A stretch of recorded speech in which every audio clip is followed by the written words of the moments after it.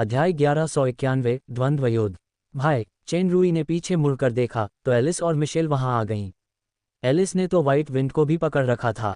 आसपास के एल्फ एक एक करके पीछे हट गए और उस अजीब एल्फ लड़की को देखकर हैरान रह गए जो व्हाइट विंड को नियंत्रित कर सकती थी। भाई, मिशेल उत्साहित होकर चेन रूई के पास आए और बोली, एलिस और मैंने घुड़सवारी प्रतियोगिता में पहला स्थान जीता है। देखो, ये हमारा इनाम है। व्हाइट विंड की ताकत के साथ पहला स्थान जीतना वाजिब था। चेन रूई हंसा और मिशेल और एलिस को अंगूठा दिखाते हुए बोला, तुम बहुत कमाल हो। एलिस और मिशेल ने विजयी भाव से हाई फाइव किया। चेन रूई ने चापलूसी करने वाले यूनिकॉर्न की ओर देखा और एक आभा फल फेंका। व्हाइट विंड ने ग्रैंडस्टैंड की छोटी सी सीढ़ी पर मुश्किल से ऊंची छलांग लगाई और आभा फल को खुशी खुशी पकड़कर चबाने लगा। फिर चेन रूई ने मिशेल का परिचय जोला से कराया। जोला को साफ लगा कि उस योगिनी लड़की का चेन रूई के साथ शुद्ध भाई बहन का रिश्ता है। चूंकि वह बहन नहीं बल्कि भाभी थी, इसलिए चाची का व्यवहार स्वाभाविक रूप से बहुत स्नेही हो गया। इस समय तीरंदाजी के मैदान में और भी लोग आ गए थे।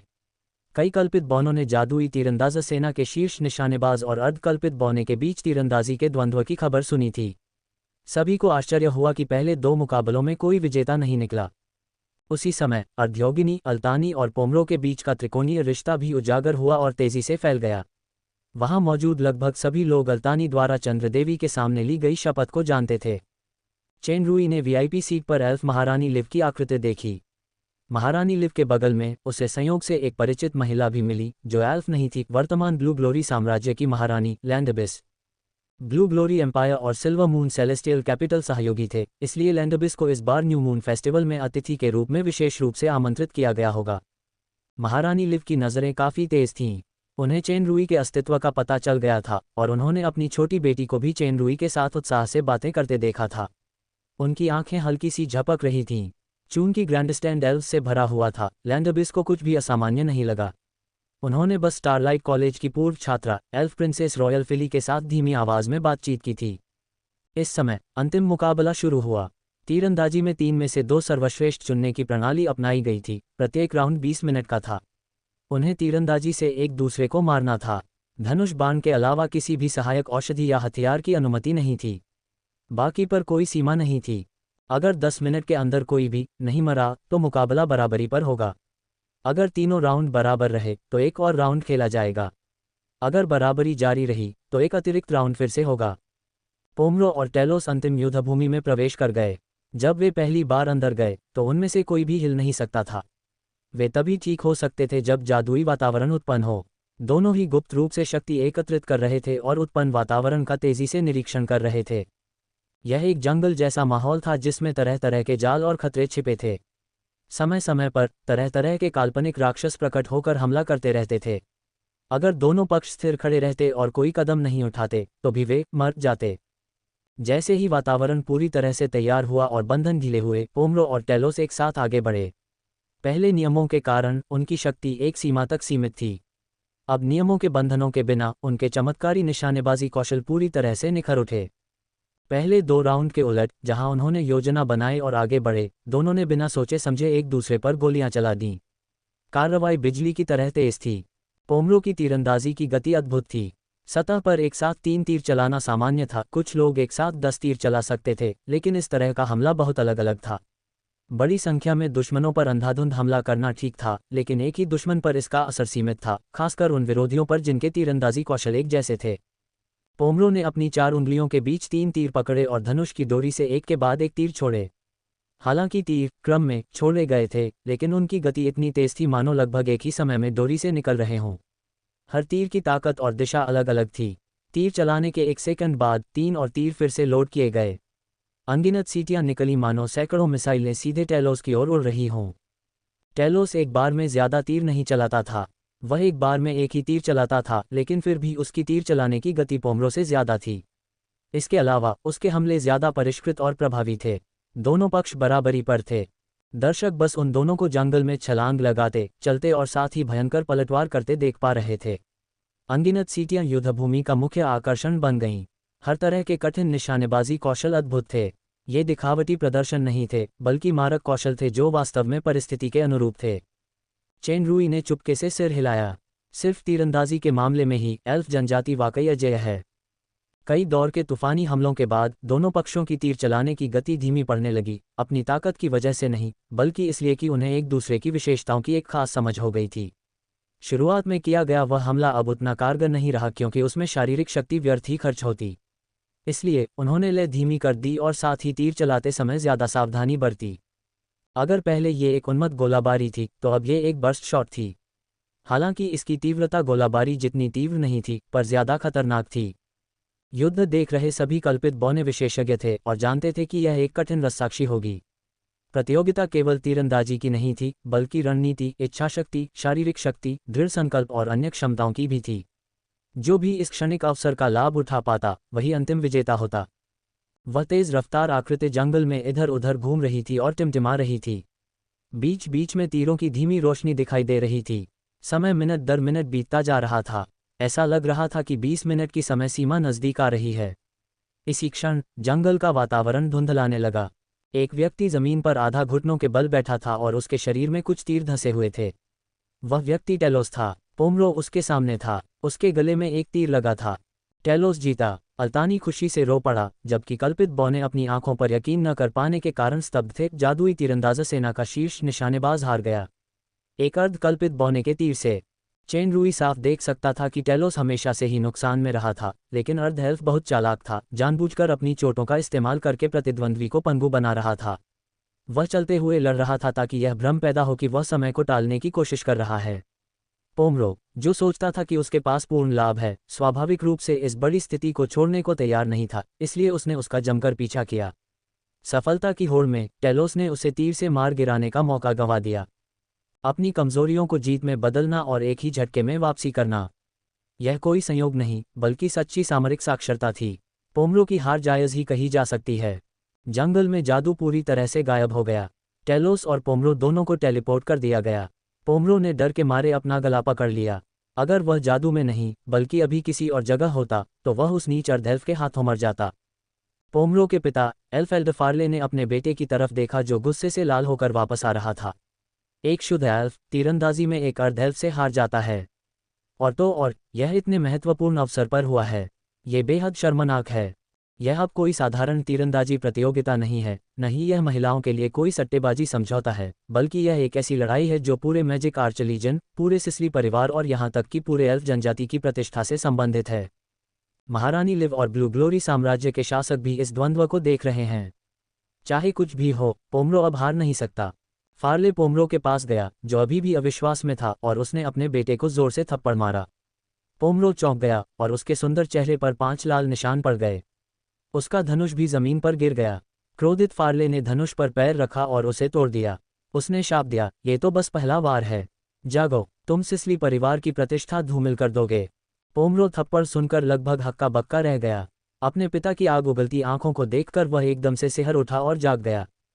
फार्ले ने जमीन पर पड़े टूटे हुए धनुष को देखा, फिर उसने एक धनुष निकाला और पोमरो के हाथ में थमा दिया। अगर तुम फिर से हार गए, तो मुझसे मिलने वापस मत आना। पोमरो ने आश्चर्य से अपने हाथ में धनुष को देखा, फिर उसने जोर से सिर हिलाया। चेन रूई की नजरें ग्रैंड स्टैंड पर सिकुड़ गईं। जोला ने धीरे से कहा, वह धनुष। चेन रूई ने सिर हिलाया, हाथ मिलाया और जोला को देखने का इशारा किया। वीआईपी सीट पर महारानी लिव ने भी फार्ले द्वारा पोमरो को दिया गया प्रणाम देखा और उनकी भौहें हल्की सी तन गईं। वह कुछ कहना चाहती थीं, पर आखिरकार उन्होंने कुछ नहीं कहा। दूसरा राउंड जल्द ही शुरू हो गया। हालांकि टेलोस को पिछली प्रतियोगिता में कुछ हद तक खपत और चोटों का सामना करना पड़ा था, पोमरो को अभी लगी घातक चोट से कुछ हद तक प्रतिक्रिया का सामना करना पड़ा, इसलिए दोनों एक ही शुरुआती लाइन पर लौट आए। दूसरे दौर में जादू पहाड़ी वातावरण में था। जंगल के वातावरण की तुलना में वहां बहुत कम आश्रय थे, जिससे दोनों पक्षों के लिए बचना मुश्किल हो गया था। इन उच्च स्तरीय तीरंदाजों के लिए तीरों से तीरों को तोड़ना सबसे महत्वपूर्ण रक्षात्मक रणनीति बन गई, यानी बचाव की जगह आक्रमण करना। ये भी एक अद्भुत लड़ाई होगी जो पिछले दौर की तुलना में कहीं अधिक तीव्र होगी। हालांकि द्वंद्व शुरू होने के बाद स्थिति एक तरफा दिखाई दी। अर्ध एल्फ के तीर पोमरो द्वारा छोड़े गए तीरों को बिल्कुल भी नहीं रोक पाए, क्योंकि पोमरो द्वारा छोड़े गए तीर शक्ति और गति के मामले में पहले दौर से कहीं बेहतर थे। टक्कर की स्थिति में पोमरो का तीर आमतौर पर टेलोस के तीर को चकनाचूर कर देता और उड़ता रहता। ये तो चेन रूई के बगल में बैठी छोटी एल्फ राजकुमारी ने पोमरो के हाथ में धनुष को देखा और अंततः समझ गई, घृणित। मिशेल, एलिस ने उत्सुकता से पूछा। पोमरो द्वारा इस्तेमाल किए गए धनुष को मिस्टिक मूनबो कहा जाता है। यह एल्फ राजा स्पेन द्वारा इस्तेमाल की जाने वाली एक अर्धकलाकृति थी। ये 3 एल्फ धनुषों में से एक है। यह अद्भुत रूप से शक्तिशाली है। महामहिम स्पेन ने एल्फ जनजाति संकट को शांत करने के बाद सिसली परिवार के सर तानिस की वीरता के सम्मान में सर तानिस को मिस्टिक मूनबो प्रदान किया। सर तानिस की बीमारी से मृत्यु के बाद ये धनुष सर तानिस के पुत्र एल्डर फार्ले को दे दिया गया। अप्रत्याशित रूप से एल्डर फार्ले ने पोमरो को जीत दिलाने के लिए उसे रहस्यमयी मूनबो प्रदान किया। मिशेल के शब्दों से चेन रुई को धनुष की उत्पत्ति का पता चला, जो असल में पुराने ससुर एल्फ राजा द्वारा इस्तेमाल किया जाने वाला एक खजाना था। इस समय इस मुकाबले का नतीजा साफ था। टेलर बिना किसी सस्पेंस के हार गया। कल्पित बौने तुरंत खुश हो गए, लेकिन कुछ कल्पित बौनों को रहस्य का पता चल गया और वे बाकियों की तरह खुश नहीं थे। हालांकि यह नियमों में एक खामी थी, फिर भी जो भी हो, शीर्ष तीरंदाजी कौशल की लड़ाई बदल गई थी। जादू के गायब होने के बाद अर्ध एल्फ ने दुख और तिरस्कार भरी आंखों से पोमरो की ओर देखा। एक प्रतिद्वंद्वी होने के नाते वह किसी से भी बेहतर जानता था कि पोमरो जीतने के लिए किस पर निर्भर करता है। पोमरो ने थोड़ा अपराध बोध से अपना सिर घुमाया, मानो उसने वह नजर देखी ही न हो। उसने बस कल्पित बौनों की जय जयकार स्वीकार करने के लिए अपना रहस्यमयी चंद्रधनुष ऊपर उठाया। जब अर्ध एल्फ उदास चेहरे के साथ अल्तानी की ओर लौटा तो उसे अचानक पता चला कि अल्तानी के बगल में एक और आकृति थी। ये वही गुरु था जिसने उसे सिल्वर मून सेलेस्टियल कैपिटल में प्रवेश करने में मदद की थी, शायद कोई और सर एल्फ किंग। अर्ध योगिनी चेन रुई के प्रति बहुत आभारी थी। वह झुकने ही वाला था कि चेन रुई की आवाज़ उसके मन में गूंज उठी। बहुत गुस्से में इस वाक्य से अर्ध एल्फ ने अपना सिर झुका लिया। चेन रुई ने वीआईपी सीटों पर नजर डाली और शांति से कहा, यह पहली जगह में एक निष्पक्ष दुनिया नहीं है। मैं समझता हूँ। टेलोस ने बिना किसी हिचकिचाहट या डर के ऊपर देखा। ये तो मौत की लड़ाई है। ये सही है। दूसरों को दोष देना बेकार है। हम बस दृढ़ रह सकते हैं और धारा के विपरीत चल सकते हैं। हो सकता है कि जीवन की कोई किरण दिखाई दे, हो सकता है कि हम भाग्य की जीवन रेखा पकड़ सकें। चेन रुई ने रुककर कहा, चूंकि तुम्हारे पास पहले से ही यह मानसिक तैयारी है, तो इस तीर को स्वीकार करो और पूरे साहस और दृढ़ संकल्प के साथ इसे चलाओ। टेलोस को अचानक अपने हाथ में एक तीर का एहसास हुआ। तीर देखने में तो बिल्कुल सादा था, बस उसके पंख सुनहरे पंखों से बने थे। जब उसने चेन रुई की ओर फिर से देखा तो वह पहले ही गायब हो चुका था। अल्तानी और आसपास के कल्पित बौनों के अनजान हाव भाव देखकर वह व्यक्ति एक भूत लग रहा था जिसका कोई अस्तित्व ही नहीं था, केवल उसके हाथ में मौजूद तीर ही वास्तविक अस्तित्व था। अध्याय 1192 परिणाम। चेन रुई ने टेलोस से जो कहा वह विश्लेषणात्मक आंखों के जरिए था। टेलोस का जवाब मानो खुद से बात कर रहा था। लगभग किसी ने भी टेलोस के हाथ में अतिरिक्त तीर पर ध्यान नहीं दिया, उस अजीब एल्फ पर तो बिल्कुल भी ध्यान नहीं दिया जो पहले प्रकट हुआ था। बीच में सिर्फ 5 मिनट का ब्रेक था। नतीजा तय करने वाला तीसरा राउंड जल्द ही शुरू होने वाला था। टेलोस ने पहले रोते हुए अल्तानी को देखा, फिर अपने हाथ में लिए सुनहरे पंखों वाले तीर को। बिना किसी हिचकिचाहट के वह मैदान में उतर गया। इस बार जादू की लड़ाई का माहौल मैदानी था, जो पहाड़ियों से ज्यादा आक्रामक था। पोमरो बहुत खुश था। मिस्टिक मून बो के साथ वह बिना किसी झिझक के अर्ध कलाकृतियों की पूरी शक्ति का इस्तेमाल कर सकता था, इसलिए ये लड़ाई उसके लिए पहले से ही पक्की जीत थी। फार्ले ग्रैंड स्टैंड पर आत्मविश्वास से बैठ गया। हालांकि साधन सम्मानजनक नहीं थे, सिसली परिवार और पूरे एल्फ कबीले की प्रतिष्ठा के लिए जीत सबसे महत्वपूर्ण थी। जैसे ही वातावरण बना और द्वंद्व शुरू हुआ, पोमरो ने पहले ही टेलोस को 3 तीरों से जकड़ लिया था। टेलोस उससे भी तेज चला। धनुष की डोरी बजी और एक तीर छूटा। पोमरो जानता था कि टेले की एक तीर चलाने की गति उसकी अपनी गति से थोड़ी ज्यादा है, इसलिए उसे कोई आश्चर्य नहीं हुआ। उसके हाथ में मौजूद 3 तीरों में से एक तीर तुरंत निकल गया और इस तीर पर निशाना साधा। पिछले राउंड में पोमरो ने भी हाफ एल्फ के तीरों को आसानी से चकनाचूर कर दिया था। अजीब बात यह थी कि अर्धयोगिनी द्वारा छोड़े गए तीर की गति आश्चर्यजनक रूप से धीमी थी, मानो वह हवा में धीरे धीरे झूल रहा हो। बिना किसी संदेह के पोमरो का तीर तीर पर लगा और वह तुरंत चकनाचूर हो गया। हालांकि ये पोमरो का तीर था जो टूट गया। क्या? फार्ले और पोमरो एक साथ चिल्लाए। उन्हें लगा कि उनकी आंखों में कुछ गड़बड़ है। क्या अर्ध कलाकृतिक रहस्यवादी चंद्रधनुष द्वारा छोड़ा गया तीर वास्तव में चकनाचूर हो गया है? अर्ध एल्फ द्वारा छोड़ा गया तीर पहले जैसी ही गति से पोमरो की ओर बढ़ा। बिना सोचे समझे पोमरो ने लगातार 2 तीर चला दिए। टूटना टूटना, बिल्कुल पिछली बार की तरह। पोमरो के हाथ में 3 तीर फिर से प्रकट हो गए, क्योंकि वह मानने को तैयार नहीं था। अचानक अनगिनत तीर धीमे तीर की ओर तरह तरह की रोशनी बिखेरते हुए उड़े और चटकने की आवाजें आने लगीं। फिर हमेशा की तरह सभी हमले विफल कर दिए गए। तीर धीरे धीरे उड़ता रहा और सुनहरे पंखों वाला तीर एक हल्की रोशनी उत्सर्जित कर रहा था, मानो प्रतिद्वंद्वी की अक्षमता का उपहास कर रहा हो। ये कैसे हो सकता है? पोमरो की बनियान ठंडे पसीने से भीग गई थी और वह अविश्वास से अपने सामने का दृश्य देख रहा था। पोमरो को कुछ समझ आता उससे पहले ही सुनहरे पंखों वाला तीर एक शांत लेकिन अदम्य शक्ति के साथ उसकी ओर आ रहा था, प्रकृति की शक्ति की तरह स्पष्ट और विशाल। पोमरो उसे टालने के बारे में सोच भी नहीं सकता था, यह अपरिहार्य था। पोमरो ने अनजाने में ही तीर को रोकने के लिए रहस्यमयी चंद्रधनुष घुमाया। तीर रहस्यमयी चंद्रधनुष पर लगा और तुरंत रुक गया। पूरा जादू कांप उठा। फिर रहस्यमयी चंद्रधनुष में एक दरार दिखाई दी। पलक झपकते ही वह दरार फैल गई। एक धमाके के साथ वह टूटकर बिखर गया। अर्धकलाकृतियां रहस्यमय चंद्रधनुष एक तीर से चकनाचूर हो गया। इस समय लगभग सभी लोग स्तब्ध थे। ये दृश्य बहुत ही चौंकाने वाला था। पोमरो का शरीर तीर से छिदकर कण कण में विलीन हो जाने के बाद भी ज्यादा हलचल नहीं हुई। पोमरो को आसानी से मारने के बाद तीर धीरे धीरे जमीन में धंस गया और जादू से ढकी जमीन पर बड़ी बड़ी दरारें पड़ने लगीं। आगे पंखे के आकार के क्षेत्र में एक विशाल गहरा गड्ढा दिखाई दिया। जादू से ढकी जमीन धूल में बदल गई। ऐसी भयानक शक्ति, इस तीर की ताकत ने दर्शकों को पूरी तरह से चौंका दिया। यहाँ तक कि इस तीर को चलाने वाला अर्धयोगिनी भी इससे अछूता नहीं रहा। ये कैसा तीर है? सौभाग्य से जादू आंशिक रूप से ही टूटा। द्वंद्व दृश्य के गायब होने के बाद पोमरो ने अपना शरीर संभाला, लेकिन वह अनायास ही कांप रहा था। उसका चेहरा पूरी तरह पीला पड़ गया था। उस बाण का भय, जिसने अभी अभी सब कुछ नष्ट कर दिया था, उसकी आत्मा में गहराई तक समा गया था। धिक्कार है! पोमरो के पिता फार्ले चिल्लाए। उन्होंने सबसे जल्दी जवाब दिया, ये धोखा है। ये नवचंद्र उत्सव की निंदा है। ये तीरंदाजी की लड़ाई बिल्कुल नहीं है। इस नीच अर्ध एल्फ को फांसी दो।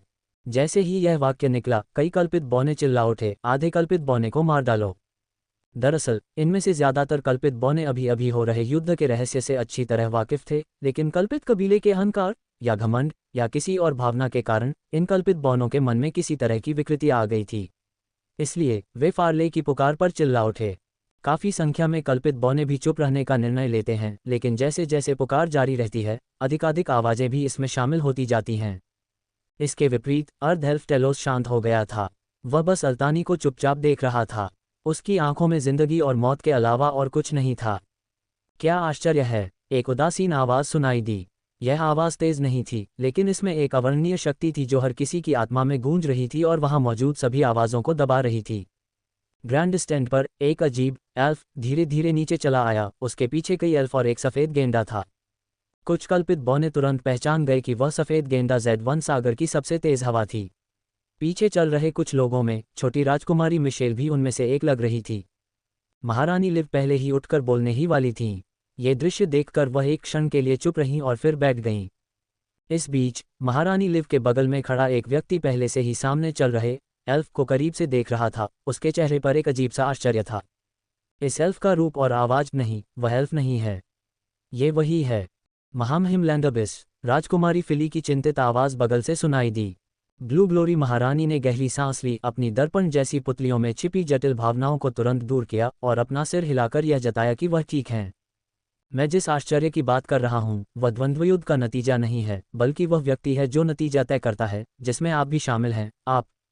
आप सभी। ये कहकर चेन रूई धीरे धीरे अर्धेल्फ के पास गया। टेलोस ने तुरंत उसे प्रणाम किया। तुम कौन हो? फार्ले तुरंत उछल पड़ा और चेन रूई की ओर इशारा करते हुए बोला, तुम जरूर अर्धेल्फ को धोखा देने में मदद कर रहे होगे।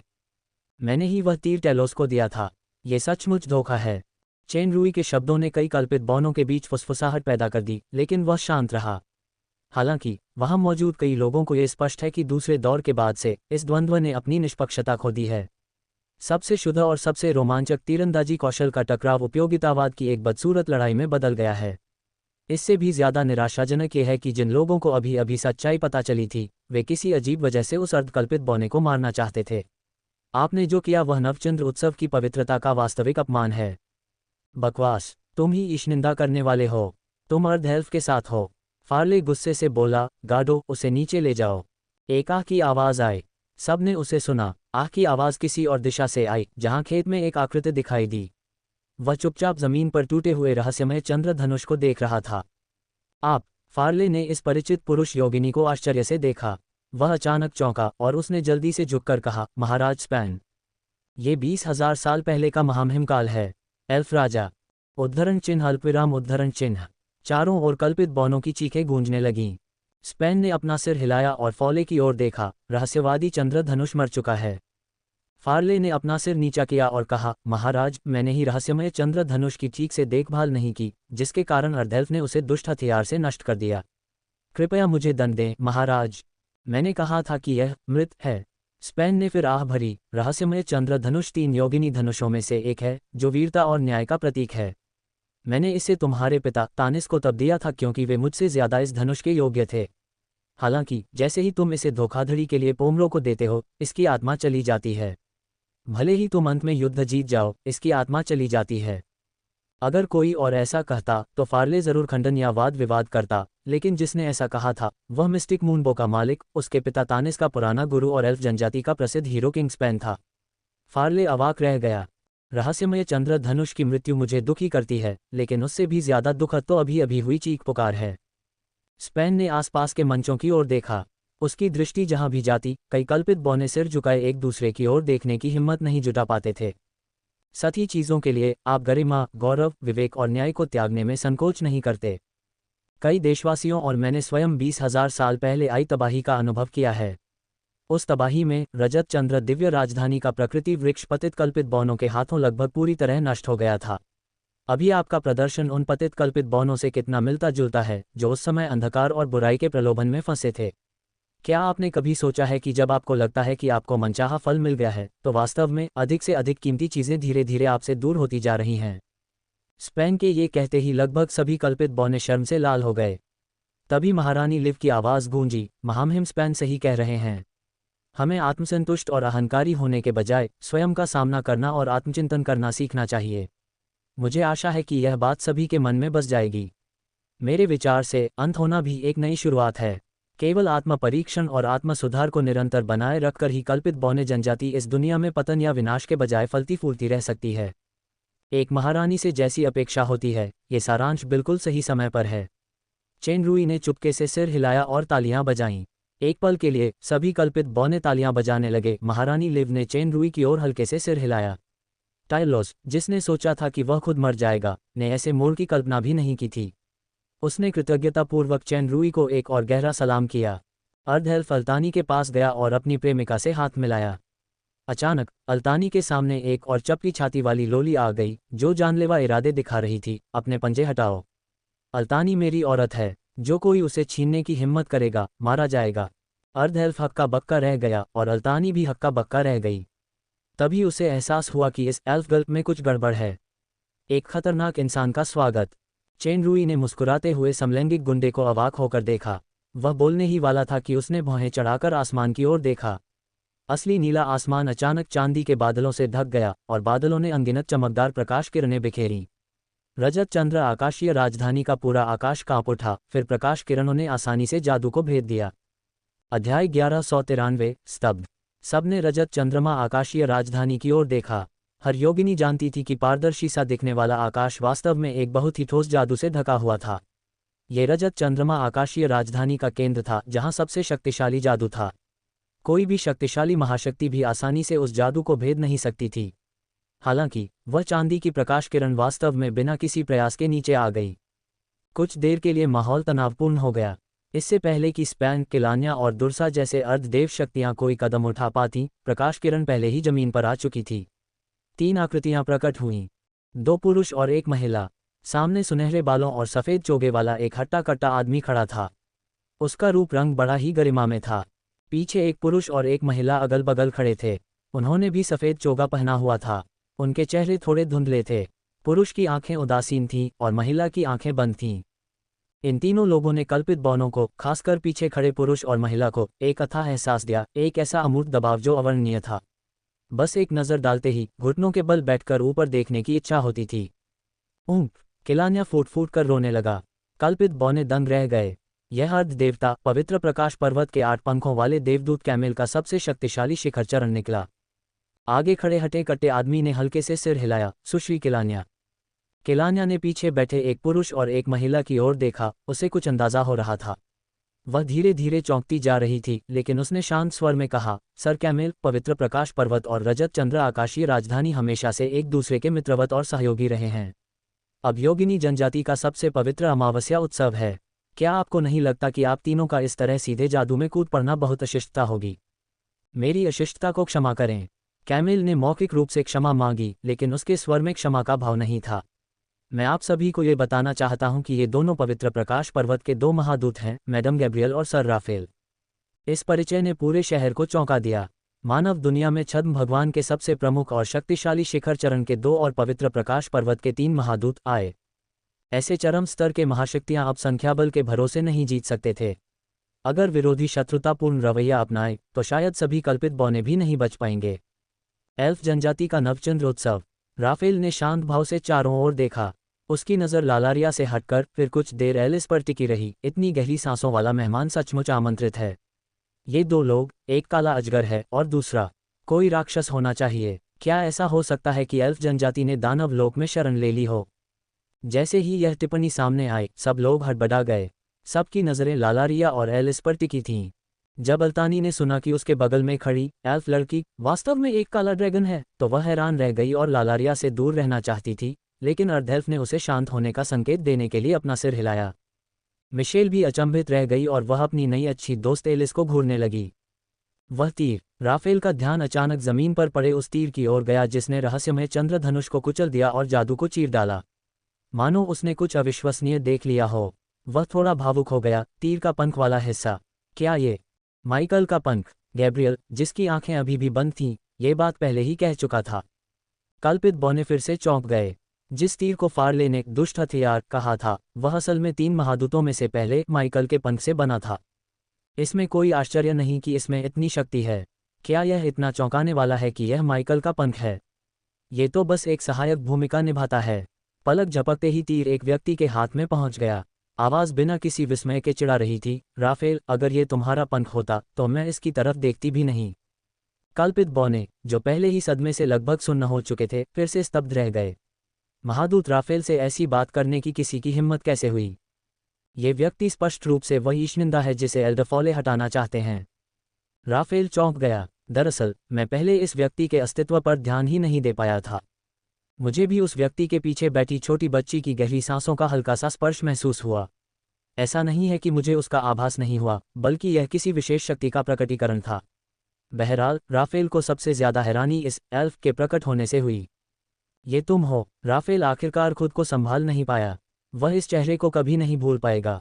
पवित्र शिशु समारोह में इस आदमी ने मुझे सहित सभी को मूर्ख बनाया और अंततः वह मेरे हाथों से राक्षस महिला को लेकर भाग निकला। कुछ साल बाद वही व्यक्ति फिर से पवित्र प्रकाश पर्वत पर आया। उस 10 मिनट की लड़ाई में मैं उसके हाथों लगभग मर ही गया था। ये व्यक्ति सिर्फ आतंक नहीं है, बल्कि वह भी है। गैब्रियल भी थोड़ा भावुक हो गया। आप वास्तव में यहाँ हैं? इस तरह के कठोर उकसावे का सामना करते हुए दोनों महादूतों ने कोई कदम नहीं उठाया। उनका लहजा और रवैया पहले वाले घमंडी और दबंग लहजे से अलग था, बल्कि एक पारस्परिक लहजा था, जिसका मतलब था कि एल्फ की ताकत भी उनके बराबर थी। छद्म ईश्वर का चरम चरण। रहस्यमय और अप्रत्याशित पौराणिक भविष्यवक्ता के अलावा एल्फ जनजाति के पास ऐसा अद्वितीय शक्ति संपन्न कब था? फार्ले के चेहरे का भाव अचानक बेहद पीला पड़ गया। मैंने अभी अभी घोषणा की थी कि मैं छद्म देवता के एक चरम चरण को हराना चाहता हूँ। मैं तो बस नवचंद्रोत्सव में आमंत्रित एक अतिथि हूँ। चेन रूई मुस्कुराया और उसका रूप तेजी से एल्फ से बदलकर असली आतंक हो गया। उसी समय लालारिया और एलिस गायब हो गए और उन्हें तारा सम्मेलन मंच पर रखा गया। आखिरकार प्रतिद्वंद्वी तो गैब्रियल और राफेल थे। लालारिया भी उस लड़ाई के बाद के हालात को झेल नहीं पाए। एलिस की तो बात ही छोड़िए। पता चला कि यह व्यक्ति कोई एल्फ नहीं है। एल्फ एक दूसरे को देखने लगे। उस पंखदार तीर का पंख असल में माइकल का ही पंख था। यह माइकल और पायथन के बीच युद्ध के दौरान संयोग से प्राप्त हुआ था, जब वह पहली बार माइकल से मिला था। माइकल के पंख के अलावा ये तीर प्रकृति के वृक्ष की शाखाओं सहित कई दुर्लभ सामग्रियों से बना था। उस समय चेन रूई एक कलाकृति बनाना चाहते थे, लेकिन वह वांछित परिणाम नहीं दे पाए। इस तीर की गुणवत्ता सामान्य अर्ध कलाकृतियों से कहीं बेहतर थी और इसमें एक विशेष क्षेत्रभेदी गुण था। इस तीर में सभी राज्यों या क्षेत्रों के विरुद्ध एक विशेष भेदी गुण था। अगर अर्ध एल्फ कमजोर न होता तो पिछला तीर प्रतियोगिता के जादू को पूरी तरह से ध्वस्त कर सकता था। तब पोमरो सचमुच मर जाता। क्या किसी आमंत्रित अतिथि को एल्फ होने का नाटक करना जरूरी है? राफेल ने व्यंग्यात्मक लहजे में कहा, लेकिन मुझे तुम्हारे यहाँ चुपके से घुसने का मकसद जानने में कोई दिलचस्पी नहीं है। अब हिसाब किताब बराबर करने का समय आ गया है। चेन रुई के सीधे सादे वाक्य ने राफेल को एल्फ जनजाति के बारे में गुमराह कर दिया। उसके चेहरे पर मुस्कान थी। तुम इस हिसाब किताब का हिसाब कैसे चुकाना चाहते हो? बस एक दोस्ताना याद दिलाना है। अगर सिर्फ तुमसे लड़ना ही काफ़ी नहीं है तो भी कुछ नहीं। राफेल ने गैब्रियल की ओर देखा। गैब्रियल, यह एक महत्वपूर्ण समय है, चलो उसे एक साथ नीचे ले जाएं। इस वाक्य ने सभी कल्पित बौनों को चौंका दिया। गरिमा में और सर्वोच्च देवदूत राफेल ने वास्तव में इस रहस्यमयी शक्ति से निपटने के लिए गैब्रियल के साथ मिलकर काम करने का सार्वजनिक रूप से प्रस्ताव रखा था। सबसे ज्यादा हैरान महारानी लिव, लैंडबिस और किलान्या थे। उनकी नज़र में चेन रुई में छद्म देवता जैसी ताकत होने के बावजूद वह राफेल के हाथों से बड़ी मुश्किल से बच पाया। हालांकि राफेल के रवैये से अब पता चल रहा था कि चेन रुई की ताकत पहले से ही उसके बराबर या उससे भी ज्यादा थी। वह वास्तव में छद्म देवता की चरम अवस्था में है।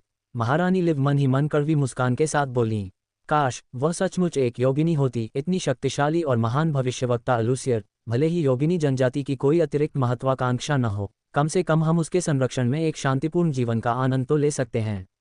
निश्चित रूप से तीनों महादूत अभी भी एलुसियर से डरते हैं। महान भविष्यवक्ता के बिना योगिनी बहुत पहले ही नष्ट हो गए होते। लैंडबिस ने चेन रुई की ओर देखा, जो दो शिखर मंच छद्म देवताओं से बात कर रही थी और हंस रही थी, और उसने धीरे धीरे अपनी निगाहें नीचे कर ली। ऐसा प्रतीत हुआ कि वह गहरी सोच में डूबी हुई थी। गैब्रियल के राफेल के प्रस्ताव का जवाब देने से पहले चेन रुई के पीछे खड़ी महिला एल्फ ने अचानक एक कदम आगे बढ़ाया। एल्फों को कुछ महसूस नहीं हुआ, लेकिन राफेल और गैब्रियल को एक जोर का झटका महसूस हुआ। कैमेल, जो लक्ष्य नहीं था, उस जोर को सहन नहीं कर सका और पीछे की ओर उड़ गया। जमीन पर उतरते ही उसका संतुलन बिगड़ गया और वह नीचे गिर पड़ा। उसका शरीर अनायास ही कांप उठा। छद्म ईश्वर का चरम चरण, राफेल ने थोड़ा बदले हुए चेहरे के साथ कहा। पाइथन नहीं। गैब्रियल की आंखें बंद थीं, लेकिन उसकी इंद्रियां तेज थीं। इन दोनों महादूतों के मन एक ही समय में चौंक गए। उसके और पायथन के अलावा छद्म ईश्वर का एक और चरम चरण है। अकेले इस तरह की ताकत से देखते हुए वह पहले से ही पवित्र प्रकाश पर्वत के साथ सीधे लड़ाई लड़ सकता है। मुझे इसे संभालने दो। जब चेन रुई की आवाज़ सुनाई दी, सुश्री फेरी ड्रैगन के पीछे एक बैंगनी तारों की रोशनी चमक उठी। उस शानदार और सुंदर कवच की भव्यता और स्वभाव ने सुंदर चीज़ों से प्रेम करने वाले कल्पित बौनों को मोहित कर दिया और साथ ही उनमें और भी अधिक विस्मय पैदा कर दिया। हाँ, जोला ने आज्ञाकारी भाव से सिर हिलाया और चेन रुई से हाथ मिलाया और पीछे हट गई। उसने चुपके से अपनी शक्ति को चार्ज कर लिया, अपने प्रेमी की मदद करने और अपने पिता समेत एल्फ जनजाति की रक्षा के लिए हर समय तैयार। तुम्हें असल में किसी मददगार की ज़रूरत नहीं है। क्या तुम हमसे अकेले लड़ने की योजना बना रहे हो? राफेल ने चेन रुई की योजना समझ ली। उसके पीछे 12 सफ़ेद पंख दिखाई दिए और विश्वास का कवच उसके पूरे शरीर को ढंक रहा था। हालांकि मैंने यह मांगा था, फिर भी मैं तुम्हें 4 शब्द दूंगा। तुम खुद को ज्यादा आंक रहे हो। चेन रुई ने राफेल से झगड़ा नहीं किया, वह बस कदम दर कदम आगे बढ़ता रहा। मनोवैज्ञानिक रणनीतियां जरूरी थीं, लेकिन असल में जो मायने रखता था वह थी उसकी पूरी ताकत। हर बार जब वह एक कदम बढ़ाता तो उसके पीछे तारों की रोशनी और भी तेज हो जाती। राफेल को उम्मीद नहीं थी कि तारों की रोशनी न सिर्फ उस पर बल्कि गैब्रियल पर भी मजबूती से टिकी होगी। क्या वो सचमुच हम दोनों से अकेले ही लड़ने वाला है? 1 मिनट रुके, ये कदम। इस समय चेन रुई के पीछे की विशाल आकाशगंगा सभी के सामने स्पष्ट रूप से दिखाई दे रही थी। उस आकाशगंगा में 20 तारामंडल थे जो विशेष रूप से आकर्षक थे और अपनी विशेष चमक बिखेर रहे थे। ये दृश्य राफेल की यादों में ताज़ा कहा जा सकता है और उसके चेहरे के भाव अचानक बदल गए। उसने सचमुच ये सबसे भयानक अंतिम चाल तुरंत शुरू कर दी। इस चाल की गति स्पष्ट रूप से प्राचीन अखाड़े में पिछली बार की तुलना में अधिक प्रबल है। इतनी शक्ति के साथ मेरे पास लगभग अमर प्रकाश पुनर्प्राप्ति का शरीर भी है, मैं इसका सामना नहीं कर पाऊंगा। राफेल का आतंक शुरू हो गया। वे नक्षत्र धीरे धीरे एक दूसरे पर छाने लगे। प्रतिद्वंद्वी, जिसके बारे में उसे लगा था कि वह अपनी सीमा तक पहुंच गया है, की गति में एक और बड़ी उछाल आई। इस तरह की भयावह गति, अगर माइकल ने शानदार प्रकाश क्षमा को पूरी तरह से सक्रिय कर दिया होता तब भी वह बहुत पीछे होता। ये आदमी बहुत खतरनाक है। कुछ ही देर में इसकी ताकत इतनी बढ़ गई है। हमारे उपन्यासों का समर्थन करने के लिए धन्यवाद। आपकी टिप्पणियाँ, आपकी बातचीत और उपन्यासों को पढ़ना ही हमारे लिए बहुत बड़ा सहारा है। किसी और से पहले अध्यायों को पढ़कर जाने की आगे क्या होने वाला है। आपका समर्थन हमारे लिए बहुत मायने रखता है। हमारे सहायता पृष्ठ पर जाने के लिए यहाँ क्लिक करें। अध्याय 1194, पुराना दोस्त। रजत चंद्र दिव्य राजधानी का पूरा क्षेत्र कांप रहा था। आसपास के अमूर्त जादू में पहले से ही बड़ी बड़ी दरारें दिखाई दे रही थीं। कल्पित बौनों ने अदम्य शक्ति का अनुभव किया और वे सभी भयभीत हो गए। क्या ये सर्वोच्च स्तर के महाशक्ति की शक्ति है? कितना भयानक! यहाँ तक कि किलान्या जैसे अर्धदेव भी केवल स्थिर खड़े रह सकते थे, कुछ भी करने में असमर्थ। गैब्रियल और राफेल इस बल के प्रभाव में अनायास ही पीछे की ओर खिसक रहे थे। राफेल के हाथ में एक लंबी चांदी की छड़ी दिखाई दी। उसने अपनी शक्ति और गति को मुक्त करने की पूरी कोशिश की, लेकिन वह अभी भी इस धक्का को रोक नहीं पाया। वह और भी ज्यादा सदमे में आ गया। उसकी गति ने वास्तव में छद्म देवता के 2 शिखर चरणों को एक ही झटके में दबा दिया। केलान्या, दुर्सा और बाकी लोग जिन्होंने स्थिति को साफ देखा, वे भी हैरान रह गए। पता चला कि चेनरुई एक बनाम 2 की मांग करते हुए शेखी नहीं बघार रहा था, बल्कि उसमें वाकई इतनी ताकत है। जरा रुको। गैब्रियल की बंद आंखें धीरे धीरे खुलीं और उसका पीछे हटता हुआ शरीर अचानक रुक गया। पास आती हुई तारों की रोशनी तेजी से बिखर गई। ये संत युद्ध हृदय सभी नियमों को नष्ट करने वाले की विशेष शक्ति थी। हालांकि तारों की रोशनी के विघटित होने के बाद ये पुनः संघनित हो गई तथा इसमें कमजोर होने का कोई संकेत नहीं दिखा। गैब्रियल ने विश्वास का कवच या हथियार सक्रिय नहीं किए और उसने गंभीरता से कहा, मैं मानती हूं कि आपकी शक्ति वृद्धि दर हमारी अपेक्षाओं से कहीं ज्यादा है, लेकिन मैं व्यर्थ में युद्ध नहीं करना चाहती। इस बार मैं सिल्वर मून सेलेस्टियल कैपिटल में एल्फ जनजाति या आपके पुराने दोस्त को परेशान करने नहीं, बल्कि एक और पुराने दोस्त से मिलने आई हूं। अगर आप लड़ने पर अड़े रहते हैं तो मुझे डरने की कोई बात नहीं है। पुराना दोस्त। चेनरुई ने गैब्रियल की ओर देखा, एक पल चुप रहा और अंततः धीरे धीरे ऑल स्टार गॉड्स व्यू की शक्ति को नियंत्रित किया। उसके चेहरे पर एक अंतर्निहित मुस्कान उभरी। क्या संयोग है, मैं भी यहाँ एक पुराने दोस्त से मिलने आया था। क्या तुम भी उस पुराने दोस्त से मिलने आए हो? गैब्रियल ने आंखें थोड़ी सिकोड़ लीं। तुम्हारी याद? चेनरुई ने अपना सिर हिलाया और कहा, मेरी याददाश्त कभी भी कोई समस्या नहीं रही है, लेकिन आपने जिस व्यक्ति का उल्लेख किया है उसके साथ कोई समस्या है या नहीं, मुझे नहीं पता। गैब्रियल ने भौहें चढ़ाईं। तुम्हारा क्या मतलब है? चेनरुई ने अपना सिर हिलाया। मैं आपको निश्चितता के साथ उत्तर दे सकता हूँ, शुरुआत से ही आपने और कई अन्य लोगों ने गलत व्यक्ति की पहचान की है। हम खुद को धोखा देना बंद करो। गैब्रियल ने अपनी पतली भौहें उठाईं। मेरे पास तुम्हारे साथ इस तरह की बातों में उलझने का समय नहीं है। चेनरुई ने और अधिक समझाने की जहमत नहीं उठाई, इसलिए उसने विषय बदल दिया। इस तरह से सिल्वर मून सेलेस्टियल कैपिटल में घुसने का आपका उद्देश्य क्या है? आपको क्या लगता है कि हमें आपको जवाब क्यों देना चाहिए? राफेल ने व्यंग्यात्मक लहजे में कहा, आपने एल्फ पैगंबर से मिलने आने का उद्देश्य क्यों नहीं बताया? दुर्भाग्य से। चेनरुई ने अपने हाथ फैलाए। उस महाशय ने साइकेडेलिक वन को बंद कर दिया है। वह किसी बाहरी व्यक्ति को नहीं देखेगा। गैब्रियल की चांदी जैसी लाल आंखें चमक उठीं। खुद को धोखा देने के अलावा लोग कभी कभी खुद की मदद नहीं कर सकते, है ना? ऐसा ही लगता है। चेनरुई ने कंधे उचकाते हुए कहा, हम इंतजार करेंगे और देखेंगे। क्या आप अलूसिए की सीर शक्ति को तोड़ने के लिए हमारा इस्तेमाल करना चाहते हैं? राफेल ने तिरस्कारपूर्वक कहा, यह आपकी तरह नहीं है। जैसा कि मैंने कहा, मैं हूं और वह व्यक्ति वही व्यक्ति है। खैर, चूंकि हम इस पुराने दोस्त से मिलने जा रहे हैं तो क्यों न साथ चलें? चेनरुई दरअसल आइस फंगस को लेकर चिंतित थी।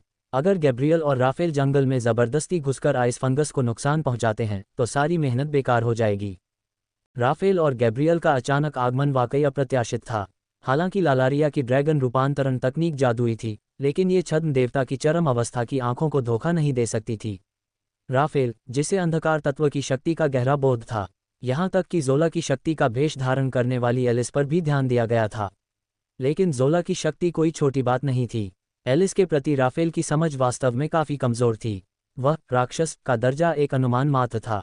इस बार छद्म देवताओं के 2 शिखर चरण सीधे रजत चंद्र दिव्य राजधानी में घुस गए, शायद इसलिए क्योंकि योगिनी जनजाति ने नव चंद्रमा उत्सव के दौरान किसी भी बाहरी व्यक्ति से मिलने से इनकार कर दिया था। लेकिन उनके एक साथ आने से यह भी पता चला कि पवित्र कलिसिया पौराणिक भविष्यवक्ता को कितना महत्व देती थी। उस समय तीनों महादूत रसातल से संक्रमित प्रकृति के वृक्ष को नष्ट करना चाहते थे, लेकिन वे एलूसियर से भयभीत हो गए और उन्होंने हार मान ली। इससे ये देखा जा सकता है कि एलूसियर की शक्ति तीनों महादूतों के बराबर या शायद उनसे भी अधिक होनी चाहिए। साथ चलोगी? तुम अकेली हमारे साथ? राफेल ने जोला की तरफ देखा। सच कहूं तो अभी अभी उसने जो ताकत दिखाई है और इस रहस्यमयी औरत के साथ अगर गैब्रियल और मेरे पास कोई मिलीजुली गुप्त तकनीक भी हो तो भी मुझे डर है कि हम उनके विरोधी नहीं हैं। क्या एक व्यक्ति पर्याप्त नहीं है? चेनरुई ने दृढ़ आत्मविश्वास दिखाते हुए मुस्कुराया। राफेल ने नाक भान से कुड़ी, जबकि गैब्रियल ने एक पल सोचा। फिर उसने फिर से अपनी आंखें बंद कर लीं। जाहिर है कि वह प्रस्ताव से सहमत थी। चेनरुई महारानी लिव की ओर मुड़ा। सुंदर योगिनी महारानी, मुझे इस समय बिना बुलाए आने के लिए खेद है। अब मैं और ये दोनों पुराने दोस्त योगिनी जनजाति के महान पैगंबर से मिलना चाहते हैं। मुझे आश्चर्य है कि क्या महारानी इसकी अनुमति देंगी। चेन रुई की ताकत के सामने ये टिप्पणियां महारानी लिव और योगिनी जनजाति को बदनाम कर रही थीं। साथ ही उसने जानबूझकर दोनों महादूतों के सामने योगिनी जनजाति के साथ अपने रिश्ते की अनदेखी की। आखिरकार एलिस की असलियत सामने आ चुकी थी और इसमें राक्षस भी शामिल थे। एक बार जब ये बात सार्वजनिक हो गई कि रजत चंद्र दिव्य राजधानी ने दानव क्षेत्र के साथ सांठगांठ की है, तो योगिनी जनजाति मानव जगत की सार्वजनिक दुश्मन बन जाएगी। महारानी लिव उनके इरादे और शालीनता को समझ गईं, इसलिए उन्होंने अपना सिर थोड़ा झुकाया। बेशक सरों का सिल्वर मून सेलेस्टियल कैपिटल में आना एल्फ जनजाति के सम्मान की बात है। हालांकि सर अलूसियर ने साइकेडेलिक फॉरेस्ट को बंद कर दिया है।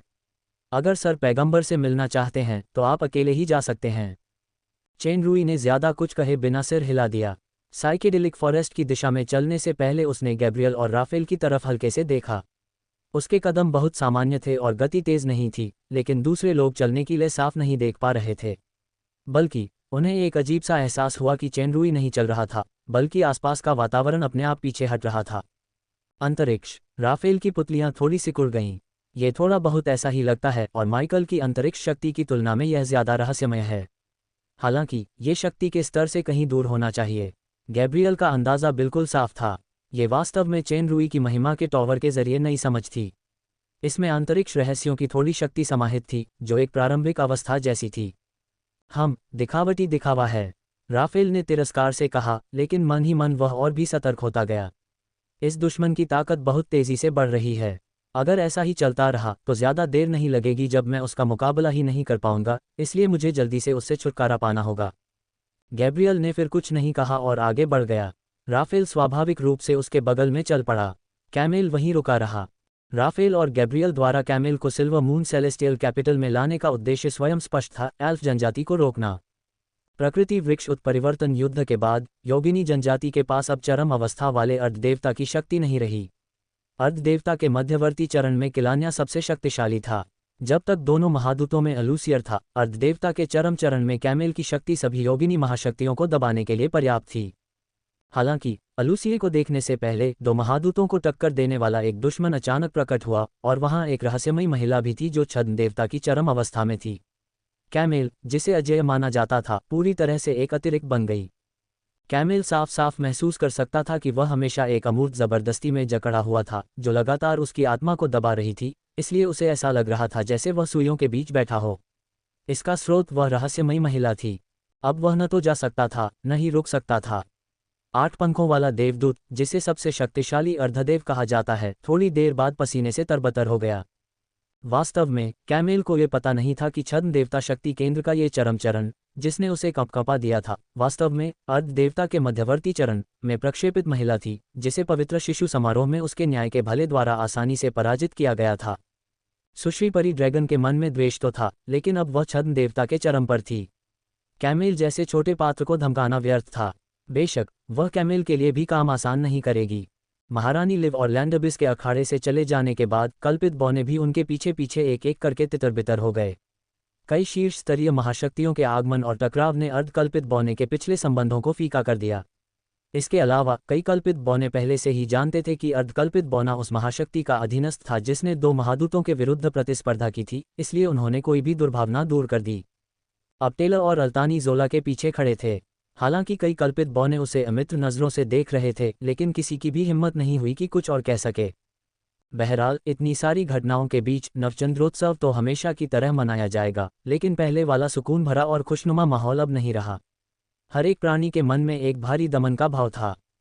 मिशेल थोड़ी उदास लग रही थी, न तो उन शक्तिशाली लोगों के मनोवैज्ञानिक उत्पीड़न के कारण, न ही तीरंदाजी प्रतियोगिता के कारण उत्पन्न गहरे विचारों के कारण, बल्कि एलिस के कारण।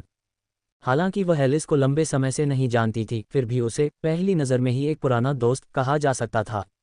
समान उम्र और व्यक्तित्व वाला ये साथी उस छोटी एल्फ राजकुमारी के लिए रिचर्ड और ब्लैंच से कम महत्वपूर्ण नहीं था। मुझे उम्मीद नहीं थी कि एलिस वास्तव में एक राक्षस है। किंवदंती के अनुसार क्रूर और अंधकार में दानव लोक हर 500 साल में मानव जगत से युद्ध करेगा। क्या एलिस उस भयानक दुनिया से है? तो नए पहचाने गए भाई के बारे में क्या? मिशेल, एक परिचित आवाज सुनाई दी जिसने छोटी एल्फ राजकुमारी को आश्चर्यचकित कर दिया। एलिस। इसमें कोई संदेह नहीं कि पीछे से एलिस ही आई थी।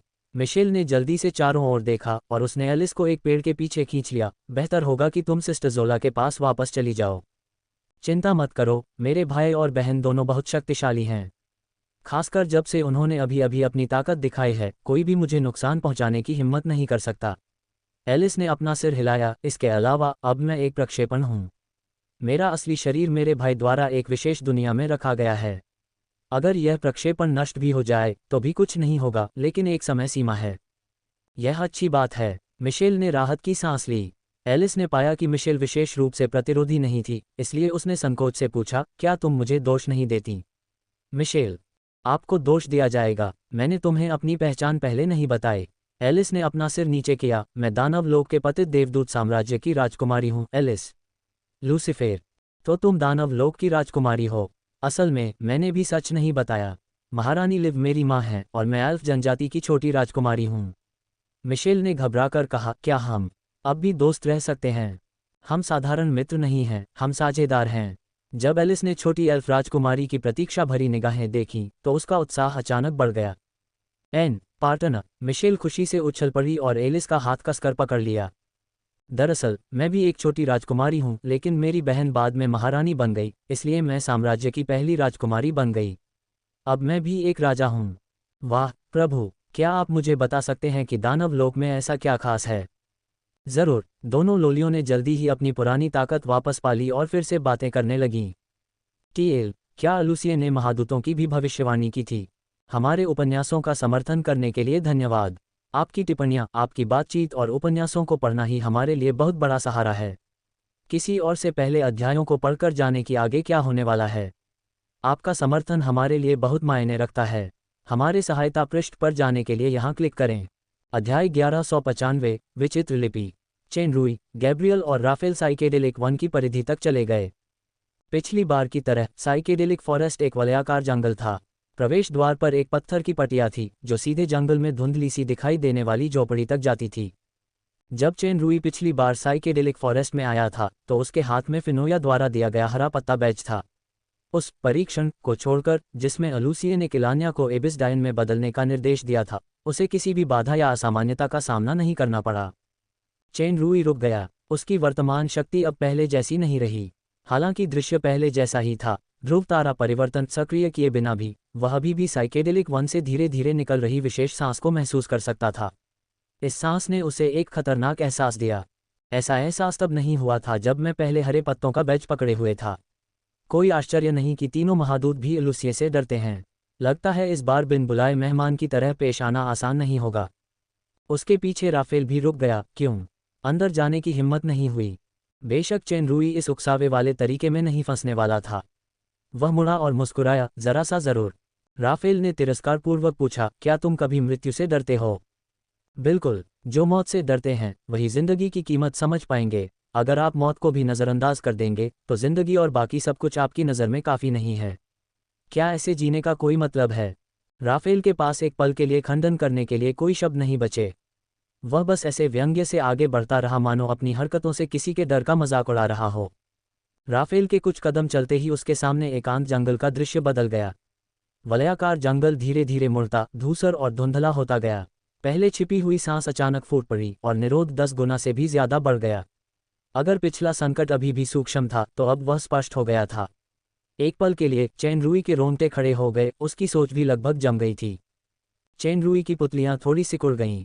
ये बेहद खतरनाक एहसास वैसा ही था जैसा उसे 6 मुख्य तत्वदूतों का सामना करते समय हुआ था। क्या यह अलूशियर की अपनी शक्ति के कारण है या पूरे साइकेडेलिक फॉरेस्ट की शक्ति के कारण? बस एक दिखावटी भ्रम। राफेल ने आंखें सिकोड़ लीं और आगे बढ़ता रहा। गैब्रियल ने अपनी आंखें बंद कर लीं और राफेल के पीछे पीछे चलने लगी। हालांकि ऊपर से वे दोनों एक दूसरे से बिल्कुल अलग थलग लग रहे थे, लेकिन उनके कदमों में एक खास मौन समझ थी, मानो वे शुरू से अंत तक जुड़े हुए हों। वे किसी भी समय किसी भी आपात स्थिति का सामना कर सकते थे। आखिरकार अलूसिए कोई साधारण व्यक्ति नहीं था। हालांकि यह सुना गया था कि इस महान भविष्यवक्ता की जीवन शक्ति लगभग समाप्त हो चुकी थी, लेकिन जब तक वह मरा नहीं था उसे कम करके नहीं आंका जाना चाहिए। क्या तुम्हें मौत का डर नहीं है? गैब्रियल को लगा कि चेन रूई पीछे से आ गया है। मुझे मौत से सचमुच डर लगता है, लेकिन मौत की तुलना में कुछ और भी ज्यादा महत्वपूर्ण है। चेन रूई ने हल्के से कहा, अगर मैं उन्हें खो दूं तो मैं सीधे मौत का सामना करना पसंद करूंगा। तुम्हारी मर्जी। गैब्रियल रुकी, फिर वह अचानक पलटी। उसकी चांदी लाल पुतलियां, जो शक्ति चार्ज कर रही थीं, पहले ही खुल चुकी थीं। चेन रुई की पहली प्रतिक्रिया ध्रुव तारा परिवर्तन को तुरंत सक्रिय करने की थी, लेकिन पुतलियों में कोई हत्या का इरादा नहीं था, बल्कि एक अजीब सी अनुभूति थी, एक अवर्णनीय अनुभूति का अंश, दुख। गैब्रियल उसकी आंखों में घूरती रही, कुछ कहना चाहती थी। आखिरकार उसने आंखें बंद कर लीं, मुनी और राफेल के पीछे चल पड़ी। चेन रुई गैब्रियल के रवैये से थोड़ा हैरान था, लेकिन गैब्रियल उसे साफ तौर पर एक अलग इंसान समझता था। जैसे ही वह उसे समझाने वाला था, उसने अचानक पाया कि विश्लेषणात्मक आंखों में गैब्रियल और राफेल का डेटा गायब हो गया था। उनकी गति और दूरी को देखते हुए उन्हें आगे ही होना चाहिए था। वे अचानक कैसे गायब हो गए? चेन रुई को लगा कि उसके आसपास की सांसें और भी भयानक होती जा रही हैं। उसकी आत्मा कांपने लगी। वह किसी भी समय गिर सकता था, इसलिए उसने बिना सोचे समझे बैंगनी ध्रुव तारा परिवर्तन को सक्रिय कर दिया। ध्रुव तारा परिवर्तन के सक्रिय होने के बाद दबाव निस्संदेह बहुत कम हो गया, लेकिन उसके दिमाग में चेतावनी का संकेत और अधिक मजबूत हो गया। चेन रुई को अचानक अपने हाथ में कुछ अतिरिक्त चीज मिली। जब उसने नीचे देखा तो उसे एक मोबाइल फ़ोन दिखाई दिया। लगता है मैंने ये मोबाइल फ़ोन कहीं देखा है। देखने में तो ये कोई जादुई मोबाइल फ़ोन नहीं है जो मैंने बनाया है, और इसमें कोई ब्रांड लोगो भी नहीं है, बस एक कैमरा है। चेन रुई को अचानक कुछ याद आया और उसके चेहरे का भाव अचानक बदल गया। ये फ़ोन वास्तव में वही है जिसे मैंने क्रॉसओवर से पहले उठाया था। इस मोबाइल फ़ोन के कारण ही मेरी आत्मा इस अजीब दुनिया में आई और मेरे जीवन में क्रांतिकारी परिवर्तन आए। ये फ़ोन अचानक क्यों सामने आया? चेन रुई जल्दी जल्दी सोचते हुए सांसें थोड़ी तेज हो गईं। फिर आखिरकार उसने पावर स्विच दबा दिया। जैसी कि उम्मीद थी, कोई पुष्टि का संकेत नहीं था, और न ही सुपर सिस्टम में आपका स्वागत है लिखा कोई चौकोर बॉक्स था। बस एक जानी पहचानी स्टार्टअप रिंगटोन थी। चेन रुई की आंखें अचानक चौड़ी हो गईं क्योंकि उसने पाया कि उसकी बांह पर बंधा सितारा कवच अचानक गायब हो गया था। सिर्फ बांह ही नहीं, बल्कि सितारा कवच का पूरा सेट गायब हो गया था, और उसने एक स्वेटशर्ट पहन रखी थी जो धरती पर किसी जाने पहचाने ब्रांड की लग रही थी। माया, सुपर सिस्टम से कोई संगत संकेत क्यों नहीं मिल रहा है? सोचते ही चेन रुई को एहसास हुआ कि उसे सुपर सिस्टम का आभास ही नहीं हो रहा। उसकी छद्म देवता स्तर की शक्ति भी खो गई थी। वह तो बस एक साधारण इंसान था। क्या यह इस मोबाइल फ़ोन की वजह से है, या फिर किसी भ्रम की वजह से जिसने मेरी चेतना को पूरी तरह से जकड़ लिया है? चेन रुई, एक परिचित आवाज़ थोड़ी कठोरता के साथ सुनाई दी। चेन रुई ने गौर से देखा तो पता चला कि वो टिफ़नी थी। जरा रुको, ये कैसा भाव है? घृणा? बिल्कुल नहीं, मेरी टिफ़नी। खासकर जब वह अकेली हो, तो क्या वह प्यारी या शर्मीली नहीं है ना? इसके अलावा उसने जो कपड़े पहने हैं वे वास्तव में किसी प्रकार की स्कूल यूनिफॉर्म हैं। टिफ़नी, मुझे छात्रा टिफ़नी या छात्र संघ के अनुशासन विभाग की अध्यक्ष कहो। टिफ़नी ने उसे ठंडेपन से देखा। मत भूलो कि हम स्कूल में हैं। अनुशासन विभाग अध्यक्ष? चेन रुई की आंखें चौड़ी हो गईं। ये दिखावटी, बेवकूफ़ी भरी नज़रें घिनौनी हैं। टिफ़नी के चेहरे पर खास तौर पर घृणा थी। मैं बस इतना कहना चाहती हूँ कि हालांकि परिवार की वजह से मुझे तुमसे शादी का अनुबंध करना पड़ रहा है, लेकिन तुम कामयाब नहीं हो पाओगे। मैं तुम जैसे कमीने से कभी शादी नहीं करूँगी। बस इंतज़ार करो और देखो। बदमाश परिवार, ये कैसी अजीबोगरीब घटना है। चेन रुई एक पल के लिए स्तब्ध रह गया, फिर उसे एहसास हुआ कि वो एक ऐसी इमारत के सामने खड़ा है जिसके पास से लगातार लोग गुजर रहे हैं। इमारत की बनावट देखकर लगता है कि ये एक शैक्षणिक इमारत होनी चाहिए। जबकि चेन रुई अचंभित था, टिफ़नी पहले ही जा चुकी थी। दिलचस्प। चेन रुई ने गहरी सांस ली और खुद को संभाला। ये कैसी दुनिया है? टिफ़नी की पहचान असल में अनुशासन विभाग की अध्यक्ष बन गई। ये स्पष्टतः अलूसिए द्वारा निर्मित भ्रम है। जाहिर है, इस भ्रम को रचने वाला व्यक्ति बेहद शक्तिशाली है। कम से कम आत्मा के मामले में उसने चेन रुई को पहले ही पीछे छोड़ दिया था, उसकी आत्मा को पूरी तरह से फंसा लिया था। वह विचारों के पिंजरे की तरह दूसरी चेतना उत्पन्न करने में असमर्थ था, इसलिए वह सुपर सिस्टम या सक्रिय क्षमता में प्रवेश नहीं कर सका। इस बिंदु से यह देखा जा सकता है कि अलूसिए की ताकत कम से कम आध्यात्मिक रूप से कल्पना से परे थी, लेकिन यहाँ तक कि तथाकथित पैगंबर भी उसके सबसे बड़े रहस्य को नहीं जान पाएंगे। सुपर सिस्टम का मोबाइल फ़ोन, जिसमें बाद में प्रकट होने वाले ये पात्र भी शामिल हैं, उसके मन में किसी प्रकार के प्रतिबिंब के अनुसार भ्रम द्वारा स्वतः उत्पन्न होना चाहिए। बहरहाल, चेन रुई अभी भी इस मायाजाल में फंसा हुआ था। हालांकि यह मायाजाल कितना भी शानदार क्यों न हो, अजेय नहीं था। चेन रुई ने महाशक्ति के परिष्कृत मन का अनुभव किया था और शूरा जैसे आंतरिक दानव को परास्त किया था, इसलिए वह इस प्रकार के मन के युद्ध से अपरिचित नहीं था। जब तक उसे कोई दोष मिल जाता, वह बेड़ियां तोड़कर अपनी चेतना को सचमुच पुनर्स्थापित कर सकता था। उससे पहले उसे दृढ़ इच्छाशक्ति बनाए रखनी होगी और मायाजाल से भ्रमित नहीं होना होगा। चलो देखते हैं कि इस भ्रम में और भी दिलचस्प बातें हैं या नहीं। यह एक क्रॉसओवर उपन्यास जैसा है। चेन रुई ने अपने मन का बोझ उतार दिया और इत्मीनान से आगे बढ़ गया। चेन रुई, तुम अभी तक यहाँ क्यों हो? सब भाई तुम्हारा इंतजार कर रहे हैं। एक और जानी पहचानी आवाज़ आई। चेन रुई ने पीछे मुड़कर देखा तो एक और खूबसूरत लड़की स्कूली छात्रा जैसी पोशाक पहने, लंबे चांदी के बालों और पतली पुतलियां लिए खड़ी थी, एक चांदी की और एक लाल। गैब्रियल। चेन रुई हैरान था, हालांकि वह मानसिक रूप से तैयार था। तुम मुझे अब तेजानीर क्यों नहीं कहते? गैब्रियल शर्मा गया। चेन रुई को उसके शर्मीले और आकर्षक रूप पर यकीन नहीं हो रहा था। क्या वो अब भी गैब्रियल है? क्या या इसाबेला ही होगी जिसने गैब्रियल का रूप धारण कर लिया है? चलो, भाई और बाकी लोग बास्केटबॉल कोर्ट पर इंतजार कर रहे हैं। बस तुम ही गायब हो। गैब्रियल ने चेन रुई का हाथ पकड़ा और जल्दी से नीचे की ओर भागा। जैसा कि चेन रुई ने अनुमान लगाया था, यह एक विश्वविद्यालय परिसर का दृश्य था, सिवाय इसके कि वहां से गुजरने वाले अधिकांश चेहरे विदेशी थे। आउटडोर बास्केटबॉल कोर्ट के आसपास ढेर सारे दर्शक जमा हो गए। चेन रुई को पहली नज़र में ही मैदान पर दो सबसे जाने पहचाने चेहरे दिखाई दिए, पग्लियो और रोमन। ये दोनों असल में बास्केटबॉल खेल रहे थे। मन के इस भ्रम में जितना ज्यादा वह उस व्यक्ति से परिचित होता गया, भ्रम को तोड़ने का रास्ता ढूंढना उतना ही आसान होता गया, इसलिए चेन रुई घबराया नहीं। इसके अलावा स्क्रिप्ट के अनुसार इन दोनों के साथ बास्केटबॉल खेलना एक अलग ही तरह का अनुभव था। चेन रुई तुरंत आगे बढ़ा। तुम दोनों अब दया की भीख मांगने में बहुत देर हो चुकी है। पेग्लियो ने उसे व्यंग्यात्मक दृष्टि से देखा। चेन रुई हैरान रह गया, ये रवैया थोड़ा गलत लगता है। जैसे ही रोमन ने 3 पॉइंट लाइन के बाहर से छलांग लगाई, बास्केटबॉल एक खूबसूरत चाप बनाकर नेट में जा घुसा। जमीन पर गिरते ही उसने चेन रुई को तिरस्कार भरी नज़र से देखा। अगर तुम हार मान गए तो आज मैच की कोई ज़रूरत नहीं है। अब से एथेना से दूर रहना। एथेना? चेन रुई चौंक गया, ये बहुत ही हास्यास्पद है। एक अन्य लंबा आदमी कोर्ट में आया, पेग्लियो से पास लिया और 3 सेकंड के क्षेत्र के ठीक बाहर एक चतुराईपूर्ण हाफ हुक मारा। मूर, हालांकि वह जानता था कि यह एक भ्रम था, लेकिन जब चेन रुई ने ये चेहरा देखा तो उसका मन अभी भी व्याकुल था।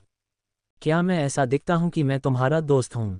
मूर ने तिरस्कार भरी नज़रों से उसे घूरा। चेन रुई, आओ और वार्म अप करो, ये जल्द ही शुरू होगा। पीछे से एक आवाज़ आई। चेन रुई ने मैदान के दूसरे हिस्से की ओर देखा। कोई उसे हाथ हिला रहा था। वह माइकल था। और राफेल बगल में। चेन रुई ने अपने बगल में चल रहे गैब्रियल की तरफ देखा। उसने नाराज़गी भरे चेहरे से माइकल और राफेल की तरफ इशारा किया। ये तुम्हारे भाई हैं। माइकल मेरा भाई है और राफेल मेरे भाई का सहपाठी है।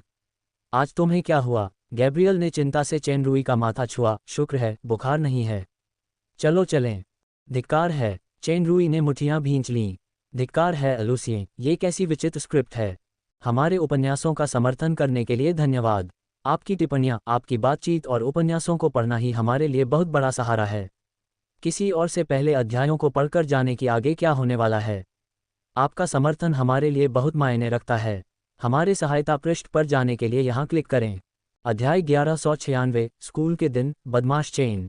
यद्यपि इस विचित्र पटकथा से चेन रुई भयभीत था, फिर भी उसने अपने मन में काफ़ी हद तक शांति बनाए रखी। इस दुनिया ने चेन रुई को एक बहुत ही यथार्थवादी एहसास दिया। अलूसिए द्वारा प्रदर्शित आत्मिक शक्ति की मात्रा स्पष्ट रूप से उससे कहीं अधिक थी, इसलिए वह बलपूर्वक भ्रम से बच नहीं सका। हालांकि इस दुनिया में कोई भी पूर्ण अस्तित्व नहीं है। ये भ्रम की दुनिया एक ही है। ये पूरे भ्रम का मानसिक ढांचा ही है जो वास्तव में काम करता है।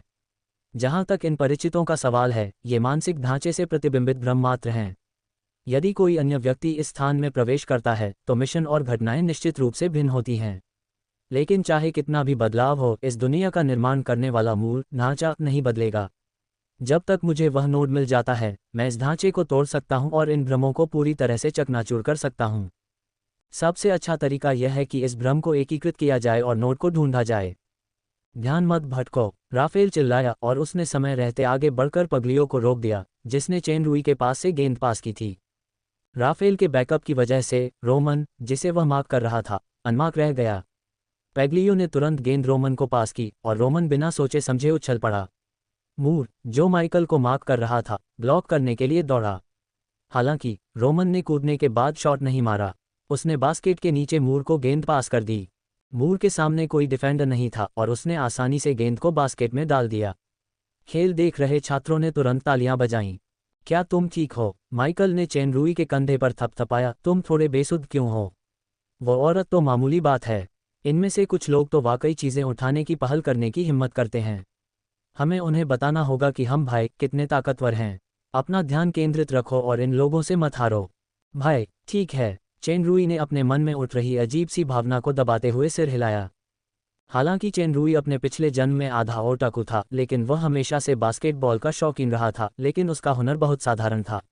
उसे अपने कुछ दोस्तों के साथ एनबीए देखना पसंद था, फिर वे सब मिलकर खेल की तारीफ करते थे। वे शेखी बघाड़ते और बकवास करते थे मानो वे सुपरस्टार नए खिलाड़ी हों और 1000 गुना बेहतर खेलेंगे।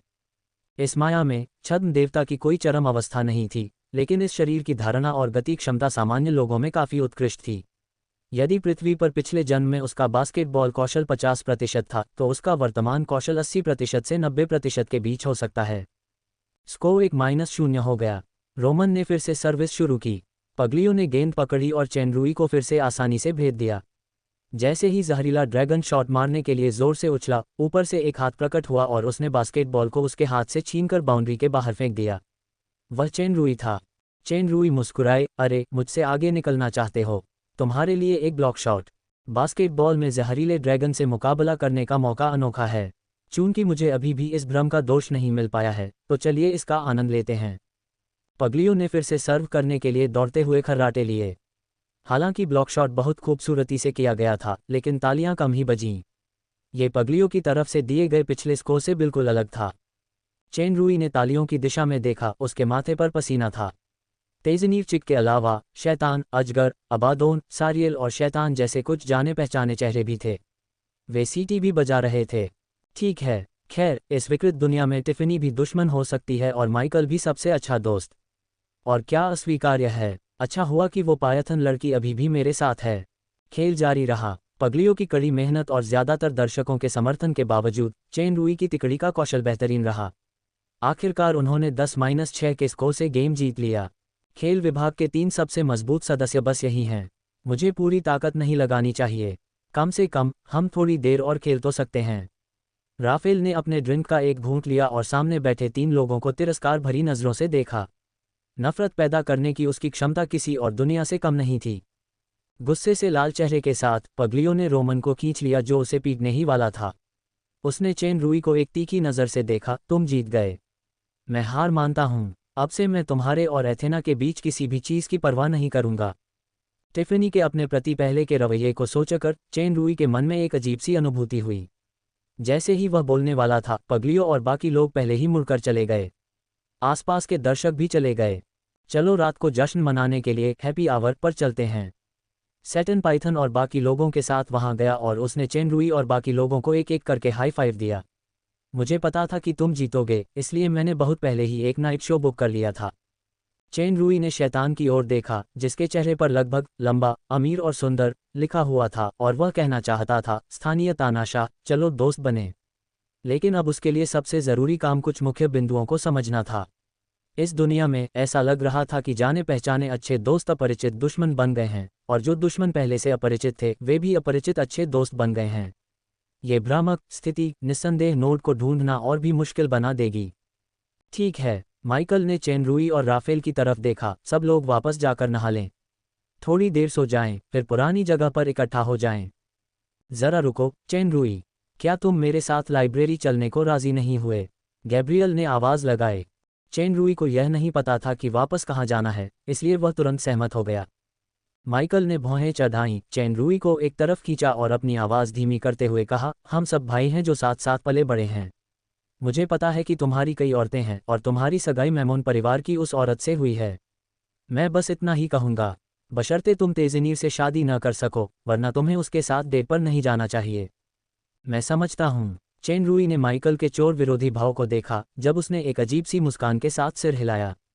राफेल ने गैब्रियल की ओर देखा, जिसकी आंखों में केवल चेन रूई थी और उसकी आंखें थोड़ी उदास थीं। पायथन, जो इस समय चुप थी, ने गैब्रियल द्वारा पकड़े गए चेन रूई के हाथ को देखा और वह और भी अधिक उदास लग रही थी। माइकल, शैतान और दूसरों से अलग होने के बाद गैब्रियल खुशी खुशी चेन रूई को गोद में लिए पुस्तकालय की ओर चल पड़ी। चेन रूई ने देखा कि रास्ते में जब छात्र उसे देखते तो दूर हट जाते, मानो किसी महामारी को देखकर उससे बच रहे हों। तेजानीर, चेन रूई ने कुछ देर सोचा, मैं किस तरह का इंसान हूँ? मुझे परवाह नहीं कि दूसरे लोग तुम्हारे बारे में क्या सोचते हैं। वैसे भी बचपन से ही मुझे लगता था कि गैब्रियल के बोलने से पहले ही उसका चेहरा लाल हो गया था और उसने अपना सिर नीचे कर लिया। चेन रूई कुछ देर के लिए अवाक रह गया। जाहिर था गैब्रियल ने उसे गलत समझा था। फिर भी वाक्य के पहले हिस्से से ही उसे कुछ गड़बड़ियों का हल्का सा आभास हो गया था। जल्द ही वे लाइब्रेरी में पहुंच गए जो बहुत बड़ी थी। वहां बहुत से लोग भी थे। गैब्रियल ने चेन रूई को किताबें उठाने के लिए खींचा और उन्हें पलटते हुए छोटी नोटबुक में नोट्स लेने लगा। थोड़ी देर बाद चेन रूई के हाथ किताबों के एक मोटे ढेर से भर गए। तेजनीर चिक ने शर्मिंदा होकर कहा, मैं ये कुछ किताबें उधार लेना चाहती हूँ। ये इतनी भारी हैं कि इन्हें ऐसे ही नहीं रखा जा सकता। तुम पहले वाचनालय में मेरा इंतज़ार करो, मुझे अभी कुछ सामग्री ढूंढनी है। जब मैं काम पूरा कर लूँगी तो तुम्हारे पास आऊँगी। चेन रूई ने सिर हिलाया। वह किताबों का एक बड़ा ढेर लेकर वाचनालय की ओर चल पड़ा। तेजनीर चिक ने कोई साधारण किताबें नहीं चुनी। दर्शनशास्त्र का संक्षिप्त परिचय, धर्मशास्त्र का इतिहास और अमरता पर। वह सचमुच एक महादूत है। हालांकि वह एक अलग दुनिया में है, फिर भी वह ऐसे ही विषय चुनती है। चेन रूई मन ही मन मजाक कर रहा था कि अचानक उसने सामने एक जानी पहचानी महिला की आकृति देखी। उसने अचानक कहा, शिया। जब वह आकृति घूमी तो इसमें कोई शक नहीं कि वह उनकी राजकुमारी रॉयल हाइनेस ही थी, फिर भी बड़ी बहन जैसी, हिमशैल जैसी स्वभाव वाली। हालांकि चेन रूई उन बैंगनी आंखों में प्रकट तीव्र घृणा और जानलेवा इरादे देखकर दंग रह गया। शिया तेजी से चलकर आए और गुस्से से बोली, मेरी बहन कहाँ है? एलिस, चेन रूई ने संकोच से पूछा। बताओ, तुमने एलिस के साथ क्या किया? मुझे नहीं पता। गुस्से के कारण चेन रूई कुछ कदम पीछे हट गया। शिया ने गुस्से से अपनी मुट्ठियां भींच लीं, चाहो तो मेरे पास आओ। लाइब्रेरी में तेज आवाज वर्जित है। उसके पीछे से एक उदासीन महिला की आवाज सुनाई दी। पता चला कि वह सास परी ड्रैगन मेरिया थी, जिसकी छाती पर लाइब्रेरियन का बोर्ड लगा हुआ था। टीचर मेरिया, शिया ने कुछ संयम प्राप्त किया। ये लाइब्रेरी है, दूसरों को परेशान मत करो। मेरिया ने शिया को कोमलता से देखा। अगर तुम्हें मामला सुलझाना है तो बाहर जाओ और ज़रूरत पड़े तो पुलिस को बुलाओ। मुझे माफ़ करना, मैं समझती हूँ। शिया ने सिर हिलाया और बाहर जाने से पहले चेन रूई को घूरा। आंटी मेरिया, चेन रूई ने पुकारा, लेकिन मेरिया ने उसकी तरफ देखा तक नहीं। वह ऐसे चली गई मानो वह पारदर्शी हो। नज़रअंदाज किए जाने के बाद चेन रूई एक मेज़ पर आकर बैठ गई। आसपास के छात्र एक एक करके उठकर चले गए। उनमें से एक ने कोई प्रतिक्रिया नहीं दी, लेकिन उसके साथी उसे घसीट कर ले गए और जल्दी से उसके पीछे पीछे चले गए। चेन रूई सिर्फ एक अजीब सी मुस्कान के साथ जवाब दे पाए। दूर से कुछ धीमी सी बुदबुदाहटें सुनाई दे रही थीं। क्या तुमने सुना? लगता है चेन रूई की सगाई स्टूडेंट यूनियन की टिफ़नी से हो गई है। अनुशासन विभाग से वरिष्ठ टिफ़नी? बिल्कुल नहीं, ये मैमून परिवार का फैसला था। हालांकि सीनियर टिफ़नी ने इसका कड़ा विरोध किया, फिर भी वह नाकाम रही। हम्फ, किसने बताया कि उस लड़के के पिता रोलांड परिवार के मुखिया और स्कूल के सबसे प्रभावशाली निदेशकों में से एक हैं? ये वास्तव में सौंदर्य और राक्षस है। हम यह नहीं कहेंगे कि यह वरिष्ठ है। उस आदमी ने कई लड़कियों को नुकसान पहुंचाने के लिए अपने परिवार की शक्ति और वित्तीय संसाधनों पर भरोसा किया। मुझे पता है कि कला विभाग की 2 लड़कियों को उसने धोखा दिया था, फिर बोर होने के बाद उसने उन्हें छोड़ दिया। एक लड़की ने लगभग आत्महत्या कर ली थी। कहा जा रहा है कि उसने एक महिला शिक्षिका के साथ भी जबरदस्ती की और उसकी नग्न तस्वीरें खींच लीं। महिला शिक्षिका की बेटी पहले से ही किंडरगार्टन में पढ़ रही है। अभी जो गायब हुआ वह अर्थशास्त्र और प्रबंधन विभाग की सीनियर शिया थी। वह उन छात्रों की मदद कर रही थी जिन्हें शिया ने परेशान किया था। शिया की छोटी बहन अभी जूनियर हाई स्कूल में है। वह कल अचानक गायब हो गई। शायद ये किसी बदमाश ने किया है। इसके अलावा हाल ही में उसे एथेना नाम की एक लड़की पसंद आ गई, जो शारीरिक शिक्षा विभाग में एक गरीब परिवार से है। उसने उसे ढेर सारे महंगे तोहफे दिए, लेकिन वह बिल्कुल भी नहीं बदली। नतीजा ये हुआ कि जब उसे एथेना पसंद नहीं आ रही थी तो उसने किसी से एथेना के पिता का स्टॉल तोड़वा दिया। ये तो अंकल जॉर्ज हैं जो पेस्ट्री बेचते हैं, है ना? कोई आश्चर्य नहीं कि उस आदमी को स्कम्बैग चेन कहा जाता है। शारीरिक शिक्षा विभाग के पगलियो, मूर और रोमन ने इस मामले के लिए खास तौर पर स्कम्बैग चेन को ढूंढा और बास्केटबॉल खेल खेला। अगर स्कम्बैग चेन हार जाता है तो वह एथेना का पीछा नहीं कर पाएगा। तुम्हें अभी तक पता नहीं चला? अभी बास्केटबॉल कोर्ट पर सीनियर पगलियो और बाकी लोग हार ही गए हैं। अरे तो एथेना, अपनी आवाज़ धीमी रखो, बदमाश चेन इधर देख रहा है। जल्दी करो। चेन रूई के माथे पर पहले से ही ठंडा पसीना आ रहा था। उन जाने पहचाने नामों को छोड़िए, कला विभाग में लड़कियों के साथ खेलने के बाद उन्हें छोड़ देना, एक शादीशुदा महिला शिक्षिका के साथ जबरदस्ती करना, लोली का अपहरण करना और यहाँ तक कि लड़की को मजबूर करने के लिए उसके पिता की पिटाई भी करना। ये अब स्कूल के दिनों जैसा आसान नहीं रहा। मैं तो बिल्कुल बदमाश हूँ। अरे ये नोट कहाँ हैं? अगर मैं इस दुनिया में और रहा तो मेरे जैसा अच्छा इंसान भी पागल हो जाएगा। हमारे उपन्यासों का समर्थन करने के लिए धन्यवाद। आपकी टिप्पणियाँ, आपकी बातचीत और उपन्यासों को पढ़ना ही हमारे लिए बहुत बड़ा सहारा है। किसी और से पहले अध्यायों को पढ़कर जाने की आगे क्या होने वाला है। आपका समर्थन हमारे लिए बहुत मायने रखता है। हमारे सहायता पृष्ठ पर जाने के लिए यहाँ क्लिक करें। अध्याय 1197 प्रिंसिपल। चेन रूई को यह जानकर थोड़ा निराशा हुई कि वह एक बदमाश था। गैब्रियल हाथ में किताब लिए वाचनालय में लौट चुकी थी। चेन रूई ने देखा कि उसकी आंखें थोड़ी लाल थीं और उसने आश्चर्य से पूछा, क्या हुआ? तेजनीर, क्या किसी ने तुम्हें धमकाया? गैब्रियल ने अपना सिर हिलाया जब उसने उसके हाथ में किताब उठाई। इस पैराग्राफ को पढ़कर मुझे थोड़ा दुख हुआ। गैब्रियल इस दुनिया में वाकई एक सौम्य और आकर्षक लड़की है और अब वह काफ़ी भावुक भी लगती है। चेन रूई ने किताब का शीर्षक देखा, ईसायाह। ये कैसी कल्पना है? काल्पनिक। यह बाइबल की 23वीं किताब है। लेकिन गैब्रियल एक निश्चित कमीने की अज्ञानता का आदी था और वह उससे घृणा नहीं करती थी। ये पैराग्राफ है। मुझे नहीं पता कि जब मैंने इसे देखा तो मैं दुखी होने से खुद को क्यों रोक नहीं पाए। बाइबल पढ़ते हुए रो रहे हो, जैसा कि एक धर्मशास्त्र प्रेमी से उम्मीद की जाती है। चेन रूई को असल में इस तरह की किताब में कोई दिलचस्पी नहीं थी, लेकिन तेजनीर चिक को मना करना ठीक नहीं था। वह पढ़ने के लिए पास गया। यह अगला पैराग्राफ था। हे उज्ज्वल तारे, हे प्रातः के पुत्र, तुम स्वर्ग से क्यों गिर पड़े? तुमने राष्ट्रों पर विजय प्राप्त की, जमीन पर काट दिए गए हो। तुमने एक बार अपने मन में कहा था, मैं स्वर्ग जाना चाहता हूँ, मैं अपने सिंहासन को ईश्वर के तारों से भी ऊंचा करना चाहता हूँ, मैं सुदूर उत्तर में सभा के पर्वत पर बैठना चाहता हूँ, मैं ऊंचे बादलों से ऊपर उठना चाहता हूँ, मैं परम प्रधान के बराबर होना चाहता हूँ। लेकिन तुम नरक में, गड्ढे की गहराई में जाओगे। गिरना। एक पल के लिए चेन रूई को एक ऐसी भावना हुई जिसे वह समझा नहीं पाया। यह अंश किसी व्यक्ति का वर्णन करता प्रतीत होता है, लेकिन किसी कारण से इस पुस्तक में उस व्यक्ति का नाम अस्पष्ट है। मैं इस व्यक्ति को मन ही मन जानता हूँ, लेकिन मुझे उसका नाम याद नहीं आ रहा। चेन रूई। जब गैब्रियल ने चेन रूई को अचंभित देखा तो उसने हाथ बढ़ाकर उसे हिलाया।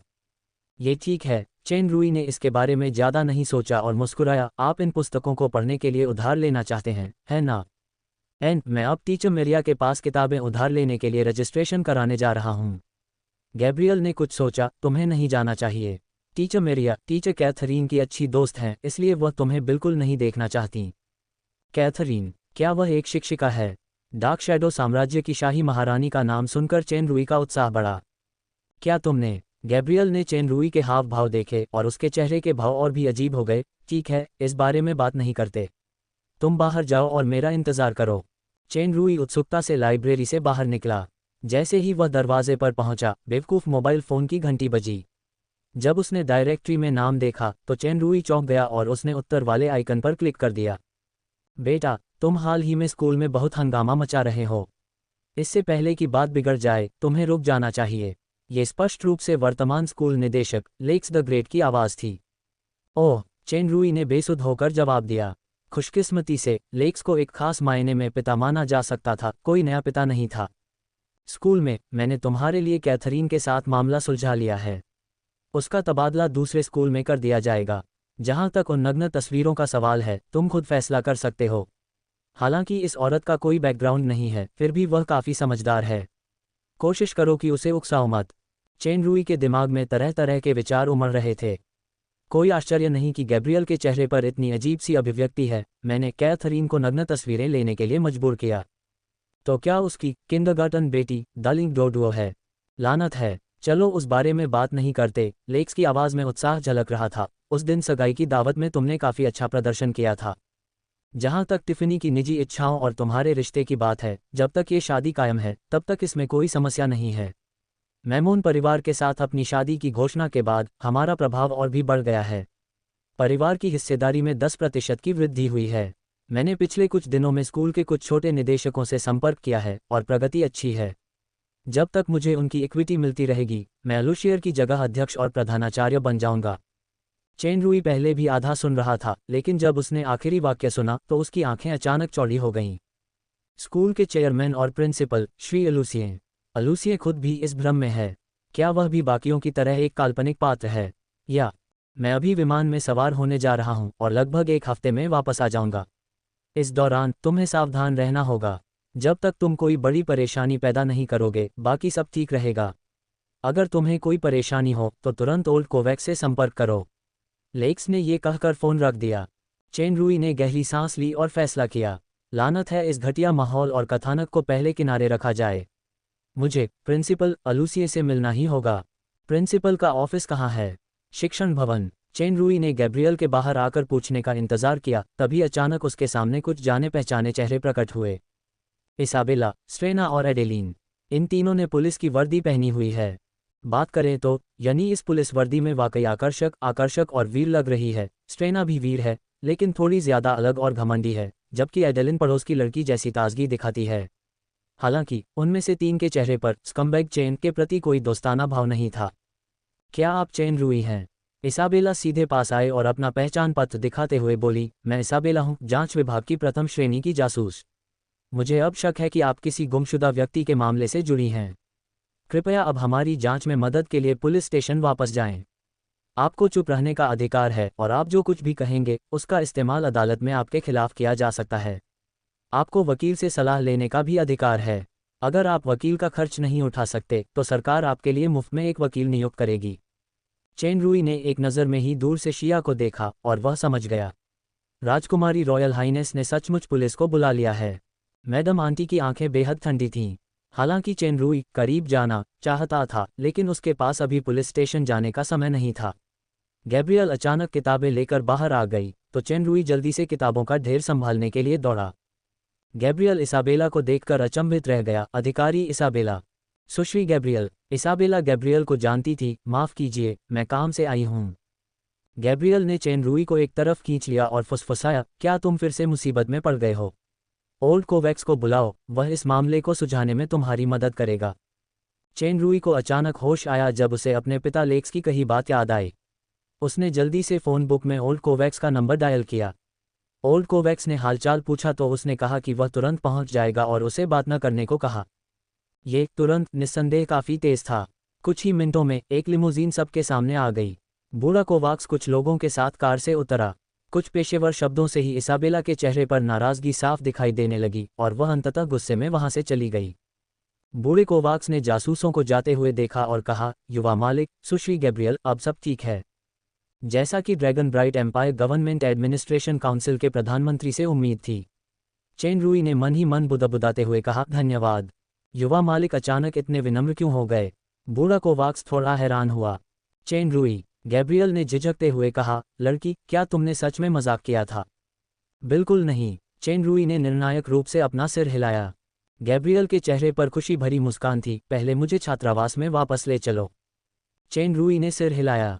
गैब्रियल को लड़कियों के छात्रावास में भेजने के बाद बूढ़े कोवाक्स ने आगे बढ़कर धीमी आवाज में पूछा, युवा स्वामी, क्या एलिस अभी भी विला के गुप्त कमरे में बंद है? चेन रूई के पसीने छूट गए। अनपेक्षित रूप से, मैंने ही कर दिखाया। युवा मालिक, चिंता मत करो, हमारे लोग पेशेवर हैं। छोटी बच्ची कोमा में है और उसे नहीं पता कि वह कहाँ है या किसने किया। अगर युवा मालिक आज रात वापस चले गए तो क्या तुम? चेन रूई ने जल्दी से कहा, उसे जाने दो। वैसे उसे अपहरण की याद दिलाना बेहतर नहीं है। ओह, मैं इसे कैसे कहूँ? समझ गया। हालांकि बूढ़े कोवाक्स को अजीब लगा, फिर भी उसने चेन रूई के आदेश का ईमानदारी से पालन किया। मुझे अभी अभी अपने पिता का फ़ोन आया है, इसलिए मुझे इस दौरान खुद को संयमित रखना होगा। चेन रूई के स्पष्टीकरण से बूढ़े कोवाक्स ने राहत भरी आवाज़ में सिर हिलाया। चिंता मत करो युवा स्वामी, मुझे पता है कि क्या करना है। ठीक है, पहले मुझे प्रिंसिपल के पास ले चलो, मुझे कुछ काम है। बूढ़े कोवाक्स ने पूछा ही नहीं कि वो क्या है। जब उसने हाथ हिलाया तो पीछे आ रही लग्जरी कार आ गई। ड्राइवर असल में भालाधारी लुसियो था, जो ब्लू ग्लोरी एम्पायर में छिपा हुआ था, लेकिन चेन रूई पहले ही परिचितों से सुन्न हो चुका था। कैंपस बहुत बड़ा था। प्रिंसिपल के ऑफिस बिल्डिंग पहुंचने से पहले कार लगभग आधे घंटे तक चलती रही। प्रिंसिपल का कार्यालय अपेक्षाकृत सादा और साधारण 3 मंजिला इमारत थी। चेन रूई कार से उतरकर इमारत में चला गया। नीचे दिए गए फ्लो प्लान को देखकर प्रिंसिपल का कार्यालय तीसरी मंजिल पर था। तीसरी मंजिल पर पहुंचते ही चेन रूई ने प्रिंसिपल के कार्यालय के बाहर रिसेप्शन रूम में कंप्यूटर के सामने एक सहायक प्रिंसिपल को काम करते देखा। वह काल्पनिक किलान्या नहीं थी, बल्कि जोला। बेशक चेन रूई सुश्री फेरी ड्रैगन को नज़रअंदाज नहीं कर सकता था। हालांकि उसे अंदाजा था कि वह निश्चित रूप से शत्रुतापूर्ण कैंप से थी। सुश्री फेरी ड्रैगन का पहनावा बेहद आकर्षक था। गहरे बैंगनी रंग का सूट और स्कर्ट, सफ़ेद कमीज और चश्मा। वह एक खूबसूरत शिक्षिका थी जिनमें बुद्धिमत्ता और सुंदरता झलकती थी। हालांकि चश्मे के पीछे शिक्षिका मेरिया जैसी अपेक्षित उदासीनता और तिरस्कार छिपा था। कमीना, ज़ोला बिल्कुल भी विनम्र नहीं थी। उसने सीधे सीधे एक शब्द कह दिया, ज़ोला, तुमने जो देखा वो असल में। खैर, मैं कुछ भी समझाना नहीं चाहता। चेन रूई ने कंधे उचका दिए। खैर, जल्द ही उसकी मुलाकात उस धोखेबाज सेटर से होगी। मेल, सुश्री ज़ोला, मैं प्रिंसिपल से मिलने आया हूँ, कृपया। मेल, चेन रूई अवाक रह गया। ऐसा लग रहा था जैसे इस शब्द ने किसी दूसरी दुनिया में सुश्री परी ड्रैगन के आम बोलचाल के शब्द क्या की जगह ले ली हो। कार्यालय के अंदर से एक आवाज़ आई, ज़ोला, उसे अंदर आने दो। ज़ोला ने नाक भान सिकुड़ी, मेल का एक और वाक्य बोला और चेन रूई की ओर फिर से नहीं देखा। चेन रूई ने चुपके से अपना सिर हिलाया और सामने प्रिंसिपल के कार्यालय में चला गया। प्रिंसिपल के कार्यालय में चेन रूई की अंततः अलूसिए से मुलाकात हुई। अलूसिए का रूप मूल आधे एल्फ और आधे राक्षस जैसा नहीं था, लेकिन वह एक सामान्य सुंदर व्यक्ति था। बेशक उसमें एल्फ वाले गुण नहीं थे, वह बिल्कुल एक साधारण इंसान जैसा दिखता था। इस भ्रम में ऐसा लग रहा था मानो सभी प्रजातियां मानवीकृत हो गई हों। यहाँ तक कि गैब्रियल की पुतलियां भी हेटेरोक्रोमिया इरिडम ही थीं। अलूशियर सोफे पर बैठा था और चाय की मेज पर बहुत पहले से 2 कप रखे हुए थे, मानो उसे चेन रूई के आने की उम्मीद थी। अलूसिए ने हाथ बढ़ाकर चेन रूई को सामने बैठने का इशारा किया। उसके पहले वाक्य ने चेन रूई को चौंका दिया, क्या तुम इस दुनिया का नोट ढूंढना चाहते हो? टीएल, अलूसिए क्या चाहता है? हमारे उपन्यासों का समर्थन करने के लिए धन्यवाद। आपकी टिप्पणियां, आपकी बातचीत और उपन्यासों को पढ़ना ही हमारे लिए बहुत बड़ा सहारा है। किसी और से पहले अध्यायों को पढ़कर जाने की आगे क्या होने वाला है। आपका समर्थन हमारे लिए बहुत मायने रखता है। हमारे सहायता पृष्ठ पर जाने के लिए यहाँ क्लिक करें। अध्याय 1198, 3 में से एक चुनें। अलूशियर के शब्दों ने चेन रूई को 10 सेकंड के लिए स्तब्ध कर दिया, फिर थोड़ी देर बाद वह संभला। उसने आंखें सिकुड़ते हुए कहा, सर अलूशियर, नहीं, मुझे प्रिंसिपल अलूशियर को फ़ोन करना चाहिए। ये वाकई अप्रत्याशित है। वास्तव में उनके सामने जो अलूसिए था वह कोई काल्पनिक पात्र नहीं था, बल्कि मौलिक चेतना वाला एक वास्तविक, मूल व्यक्ति था। यदि इस दुनिया की तुलना एक व्युत्क्रम भ्रम से की जाए तो केवल चेन रूई और उसके सामने अलूसिए को ही सामान्य माना जाएगा। यह अलूशियर की अपनी चेतना होनी चाहिए। क्या वह नोड है? सबसे पहले मैं आपको बताना चाहता हूं कि ये दुनिया आपकी सोच से थोड़ी अलग है। अलूसिए थोड़ा मुस्कुराया, वह बहुत ही सुंदर और असाधारण लग रहा था। बेशक यह अलग है, चेन रूई ने व्यंग्य किया, आप यह उल्टा भ्रम सिर्फ किसी भावना का इस्तेमाल करके मेरी धारणा और निर्णय को बिगाड़ने के लिए रचते हैं। मैं मानता हूं कि यह सचमुच थोड़ा असरदार है, लेकिन आपको ये समझना चाहिए कि यह प्रभाव स्थायी नहीं है। अलूसिए ने धीरे से अपना सिर हिलाया, चलो अब और बात नहीं करते। आपने एक सबसे ज़रूरी बात गलत समझी है। यह कोई भ्रम नहीं, बल्कि एक वास्तविक अस्तित्व है।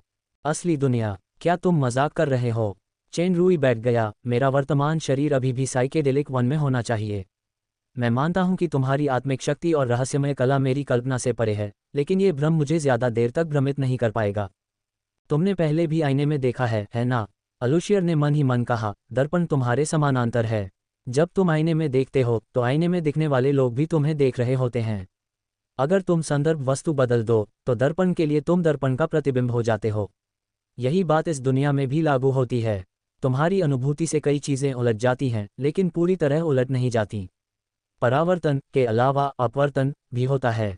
इसे तुम इस तरह समझ सकते हो, एक समानांतर दुनिया जो मूल दुनिया के बिल्कुल विपरीत है। चेन रूई ने व्यंग्य किया, क्या आप मुझे बता रहे हैं कि इस वास्तविक दुनिया के लिए मैं ही एक भ्रम हूं? मेरे पास आपके साथ इस विरोधाभासी तर्क पर अध्ययन करने का समय नहीं है। चूंकि आप इस जगह को एक दर्पण प्रतिबिंब जैसी वास्तविक दुनिया समझते हैं, इसलिए आपको पहले अपनी स्थिति समझनी होगी। आप न तो अपना असली रूप हैं और न ही एक पूर्ण भ्रम, वास्तविकता और भ्रम के बीच कहीं। अलूसिए ने शांति से कहा, तो इस दुनिया में असली मैं कैसा अस्तित्व है? आईने में दिखने वाला आदमी। चेन रूई ने फिर भी व्यंग्य किया, इस कमीने की सेटिंग वाकई अजीब है। अगर ये सिर्फ मेरा दिमाग खराब करने के लिए है तो तुमने मुझे बहुत कम आंका है। बताओ तुम्हारा मकसद क्या है? लोगों के मन में एक अंधेरा पक्ष होता है, शायद वह तुम्हारा अंधेरा पक्ष है। अलूशियर ने कॉफ़ी का एक घूंट लिया, जहाँ तक मेरे उद्देश्य की बात है तो वह शब्द है जो मैंने अभी कहा, अस्तित्व। बस इतना ही। अस्तित्व? चेन रूई ने शांति से पूछा, लेकिन वह अपने मन में तेजी से सोच रहा था। जैसा कि मैंने कहा, इस दुनिया में प्रतिबिंब और अपवर्तन होते हैं, और यह पूरी तरह से उल्टा दुनिया नहीं है। ये कुंजी नहीं है। कुंजी आपका अस्तित्व है। अब आप वास्तविकता और भ्रम के बीच अस्तित्व हैं। कहने का तात्पर्य यह है कि दो समानांतर दुनियाओं के बीच आपका वर्तमान चुनाव आपके भविष्य के अस्तित्व से जुड़ा होगा। हो सकता है कि आप इस दुनिया को छोड़कर अपने मन की वास्तविकता में लौट सकें, हो सकता है कि आप मूल दुनिया से पूरी तरह से विचलित हो जाएं और वास्तव में इस दुनिया में समाहित हो जाएं। पसंद। चेन रुई ने इस बार अपनी शंका नहीं छिपाई। यहाँ कोई छद्म देवता या अर्ध देवता नहीं है। आप नियमों के बाहर किसी भी शक्ति का प्रयोग नहीं कर सकते। अगर आप जाना चाहते हैं तो आपको दुनिया के नियमों का पालन करना होगा। बिल्कुल सही, आप जिसे ढूंढ रहे हैं, तथाकथित नोड, मैं आपको अभी बता सकता हूं। आपके पास 3 विकल्प हैं। अगर आप सही विकल्प चुनते हैं तो आप यहां से चले जाएंगे और जो चाहें प्राप्त करेंगे। अगर आप गलत विकल्प चुनते हैं तो आपकी परछाई सचमुच इस दुनिया पर छा जाएगी। चेन रुई को आखिरकार बात समझ आ गई। ये 3 विकल्पों में से एक चुनने का विषय था। अगर वह सही विकल्प चुनता तो वह इस भ्रम से मुक्त हो जाता। अगर वह गलत विकल्प चुनता तो हमेशा के लिए यहां फंस जाता। अलूशियर ने 3 उंगलियां उठाईं। तीनों नोड्स में से सिर्फ एक ही कारगर है। असल में ये 3 लोग हैं। सही नोड को तोड़ दो और तुम इस भ्रम से बाहर निकल सकते हो। हालांकि तुम्हारे पास सिर्फ एक ही मौका है, इसलिए सोच समझकर सोचो। चेन रुई शांत रही। मुझे कैसे पता चलेगा कि यह कोई जाल है? हो सकता है कि तीनों ही गलत हों। मैं चाहे कोई भी चुनूं, मैं असफल ही रहूंगी। ये जाल है या नहीं, इसका फैसला तुम खुद कर सकते हो। अलूसियर थोड़ा मुस्कुराया। मुझे तुमसे झूठ बोलने की ज़रूरत नहीं है। यह एक जुआ है। मुझे भी नहीं पता कि आखिर में मैं जीतूंगा या हारूंगा। चाहे तुम कामयाब हो या नहीं, ये तुम्हारा मुझसे आखिरी बार मिलने का मौका होगा। मेरा आखिरी बार। इन 3 शब्दों ने चेन रुई को फिर से चौंका दिया, जबकि अलूसियर शांत रहा। मुझे पता है तुम्हारे मन में कई सवाल हैं। सिर्फ इस दुनिया में ही नहीं, उस दुनिया में भी। अगर तुम सचमुच यहाँ से जा सको तो शायद तुम्हें कुछ जवाब मिल जाएं। हालांकि इस तरह का जवाब जरूरी नहीं कि पूर्ण, वास्तविक या भ्रामक हो। ये तुम पर निर्भर है कि तुम खुद ही खोजो और फैसला करो। चेन रुई सोच ही रहा था कि तभी उसने सुना कि अलूसियर ने 3 नोड्स लोगों के नाम बताए हैं। वह हैरानी से अपना चेहरा नहीं हटा सका। कुछ देर के लिए चेन रुई खामोश हो गया। उसे याद ही नहीं आ रहा था कि वह प्रिंसिपल के ऑफिस से कैसे निकला था। चेन रुई को प्रिंसिपल के कार्यालय भवन से नीचे आते देख ओल्ड कोवाक्स ने जल्दी से लुसियो से कार का दरवाजा खोलने के लिए कहा। चेन रुई कार में बैठकर स्कूल के बाहर स्थित विला में वापस आ गया। चाहे इस विला की दिखावट हो या आंतरिक साज सज्जा, सब कुछ आलीशान था। इसके अलावा यहाँ कई जवान और खूबसूरत नौकरानियां भी थीं। तुम मेडुसा हो? चेन रुई दंग रह गया जब उसने नौकरानियों में से एक की उपस्थिति देखी। मैं लेनेलिजा हूँ, मेडुसा नहीं, नौकरानी ने शर्माते हुए कहा। क्या युवा स्वामी चाहते हैं कि मैं आपके साथ नहाऊं? लेनेलिजा, मेडुसा जनजाति का नेता जिसने व्हाइट फेदर एस्टेट में डार्क मून के सामने आत्मसमर्पण कर दिया था। चेन रुई ने सुन्न होकर अपना सिर हिलाया। जरूरत नहीं है। लेनेलिजा की आंखों में निराशा झलक उठी। युवा मालिक, पहले नहा लीजिए। गर्म पानी पहले से ही तैयार है। चेन रुई ने सिर हिलाया। वह आलीशान बड़े बाथरूम में चला गया। फिर भाप से भरे छोटे से कुंड में डूब गया और गहरे विचारों में डूब गया। अलूसियर द्वारा बताई गई दर्पण दुनिया असली थी या नहीं, एक बात तो तय थी। चेन रुई अब यहाँ फंस चुका था, अपनी शक्ति को सक्रिय करने या सुपर सिस्टम को बुलाने में असमर्थ। इस भ्रम से बाहर निकलने के लिए वह केवल मौजूदा नियमों का इस्तेमाल करके ही नियमों को तोड़ सकता था। नोड्स। प्रिंसिपल के कार्यालय में अलूसियर ने जिन 3 प्रमुख लोगों को बुलाया वे थे चेन रुई, अलूसियर और एथेना। चेन रुई को पहले ही अंदाजा हो गया था कि अलूसियर ही नोड हो सकता है। इस बीच चेन रुई का खुद नोड होना भी उम्मीद से बढ़कर नहीं था। बस आश्चर्य की बात एथेना थी। अलूसियर का स्पष्टीकरण था कि वह मुख्य कारण थी जिसने चेन रुई को इस समानांतर दुनिया की ओर आकर्षित किया, और वह कुंजी भी थी जिसने हाल ही में कैंपस की घटनाओं की एक श्रृंखला को जोड़ा। इसलिए इस दुनिया में एथेना की भूमिका भी एक नोड थी। चेन रुई को यह आभास हो गया कि अलूसियर झूठ नहीं बोल रहा था। इन 3 प्रमुख आंकड़ों में से एक वास्तविक होना चाहिए। अलूसियर, एथेना या खुद को मारना इस दुनिया से जाने का रास्ता है, लेकिन ये कई विकल्पों के बजाय एक ही विकल्प है। इसमें सफलता की 1/3 संभावना है, लेकिन असफलता की भी 2/3 संभावना है। मुख्य बात यह देखना है कि मैं कैसे निर्णय लेता हूँ। रात के खाने के समय तक यही सब चलता रहा। हालांकि रात का खाना बहुत स्वादिष्ट था, फिर भी चेन रुई को भूख नहीं लगी थी। इसी समय फ़ोन की घंटी बजी। ये शैतान का फ़ोन था। चेन रुई, हम सब हैप्पी आवर में हैं। तुम अभी तक क्यों नहीं आए? तभी चेन रुई को याद आया कि बास्केटबॉल मैच के बाद शैतान ने जश्न मनाने के लिए एक रात का सेशन बुक कर लिया था। जैसे ही वह उसे मना करने का बहाना ढूंढने ही वाला था, उसने शैतान को फिर से कहते सुना, अचानक हमने देखा कि जिस लड़की को तुमने आर्ट डिपार्टमेंट से निकाला था, वह 2 लड़कों के बीच उलझी हुई है। वैसे उस लड़की का नाम क्या है? किया। किया। चेन रूई की पलकें झपकीं। क्या यही वो आर्ट डिपार्टमेंट वाली लड़की है जिसके साथ खेलते खेलते मैं थक गया था? अगर उस छोटी सी सक्कुबस को पता चल गया होता तो वो मेरा खतना करवा देती तो कोई बात नहीं। तुरंत उसकी मदद करो, मैं अभी आता हूँ। शैतान ने नाराजगी से कहा, क्या तुमने उस लड़की को नहीं छोड़ा था? मुझे याद है कि वह लड़की तब जाने को तैयार नहीं थी। अगर तुम उसे वापस लाने की योजना नहीं बना रहे हो तो हम मज़ा देखना चाहते हैं। चेन रूई ने अपने दांत पीस लिए और आखिरकार उसने सबसे घटिया शब्द कहे, उसे वापस पाने की बात भूल जाओ, लेकिन कोई भी उन चीज़ों को नहीं उठा सकता जिन्हें मैं फेंक देता हूँ। शैतान वहां जोर से हंसा। बेशक उसने भी सहमति जताई, मुझे तुम्हारी बात पसंद आई। ठीक है, मैं इस मामले को संभाल लूंगा। जल्दी से यहाँ आओ। चेन रूई ने अपने माथे से ठंडा पसीना पोंछा और उसने जल्दी से लुसियो को कार तैयार करने का आदेश दिया। जल्द ही कार हैप्पी आवर पहुंची, जो एक बड़ा उच्च स्तरीय नाइट क्लब था।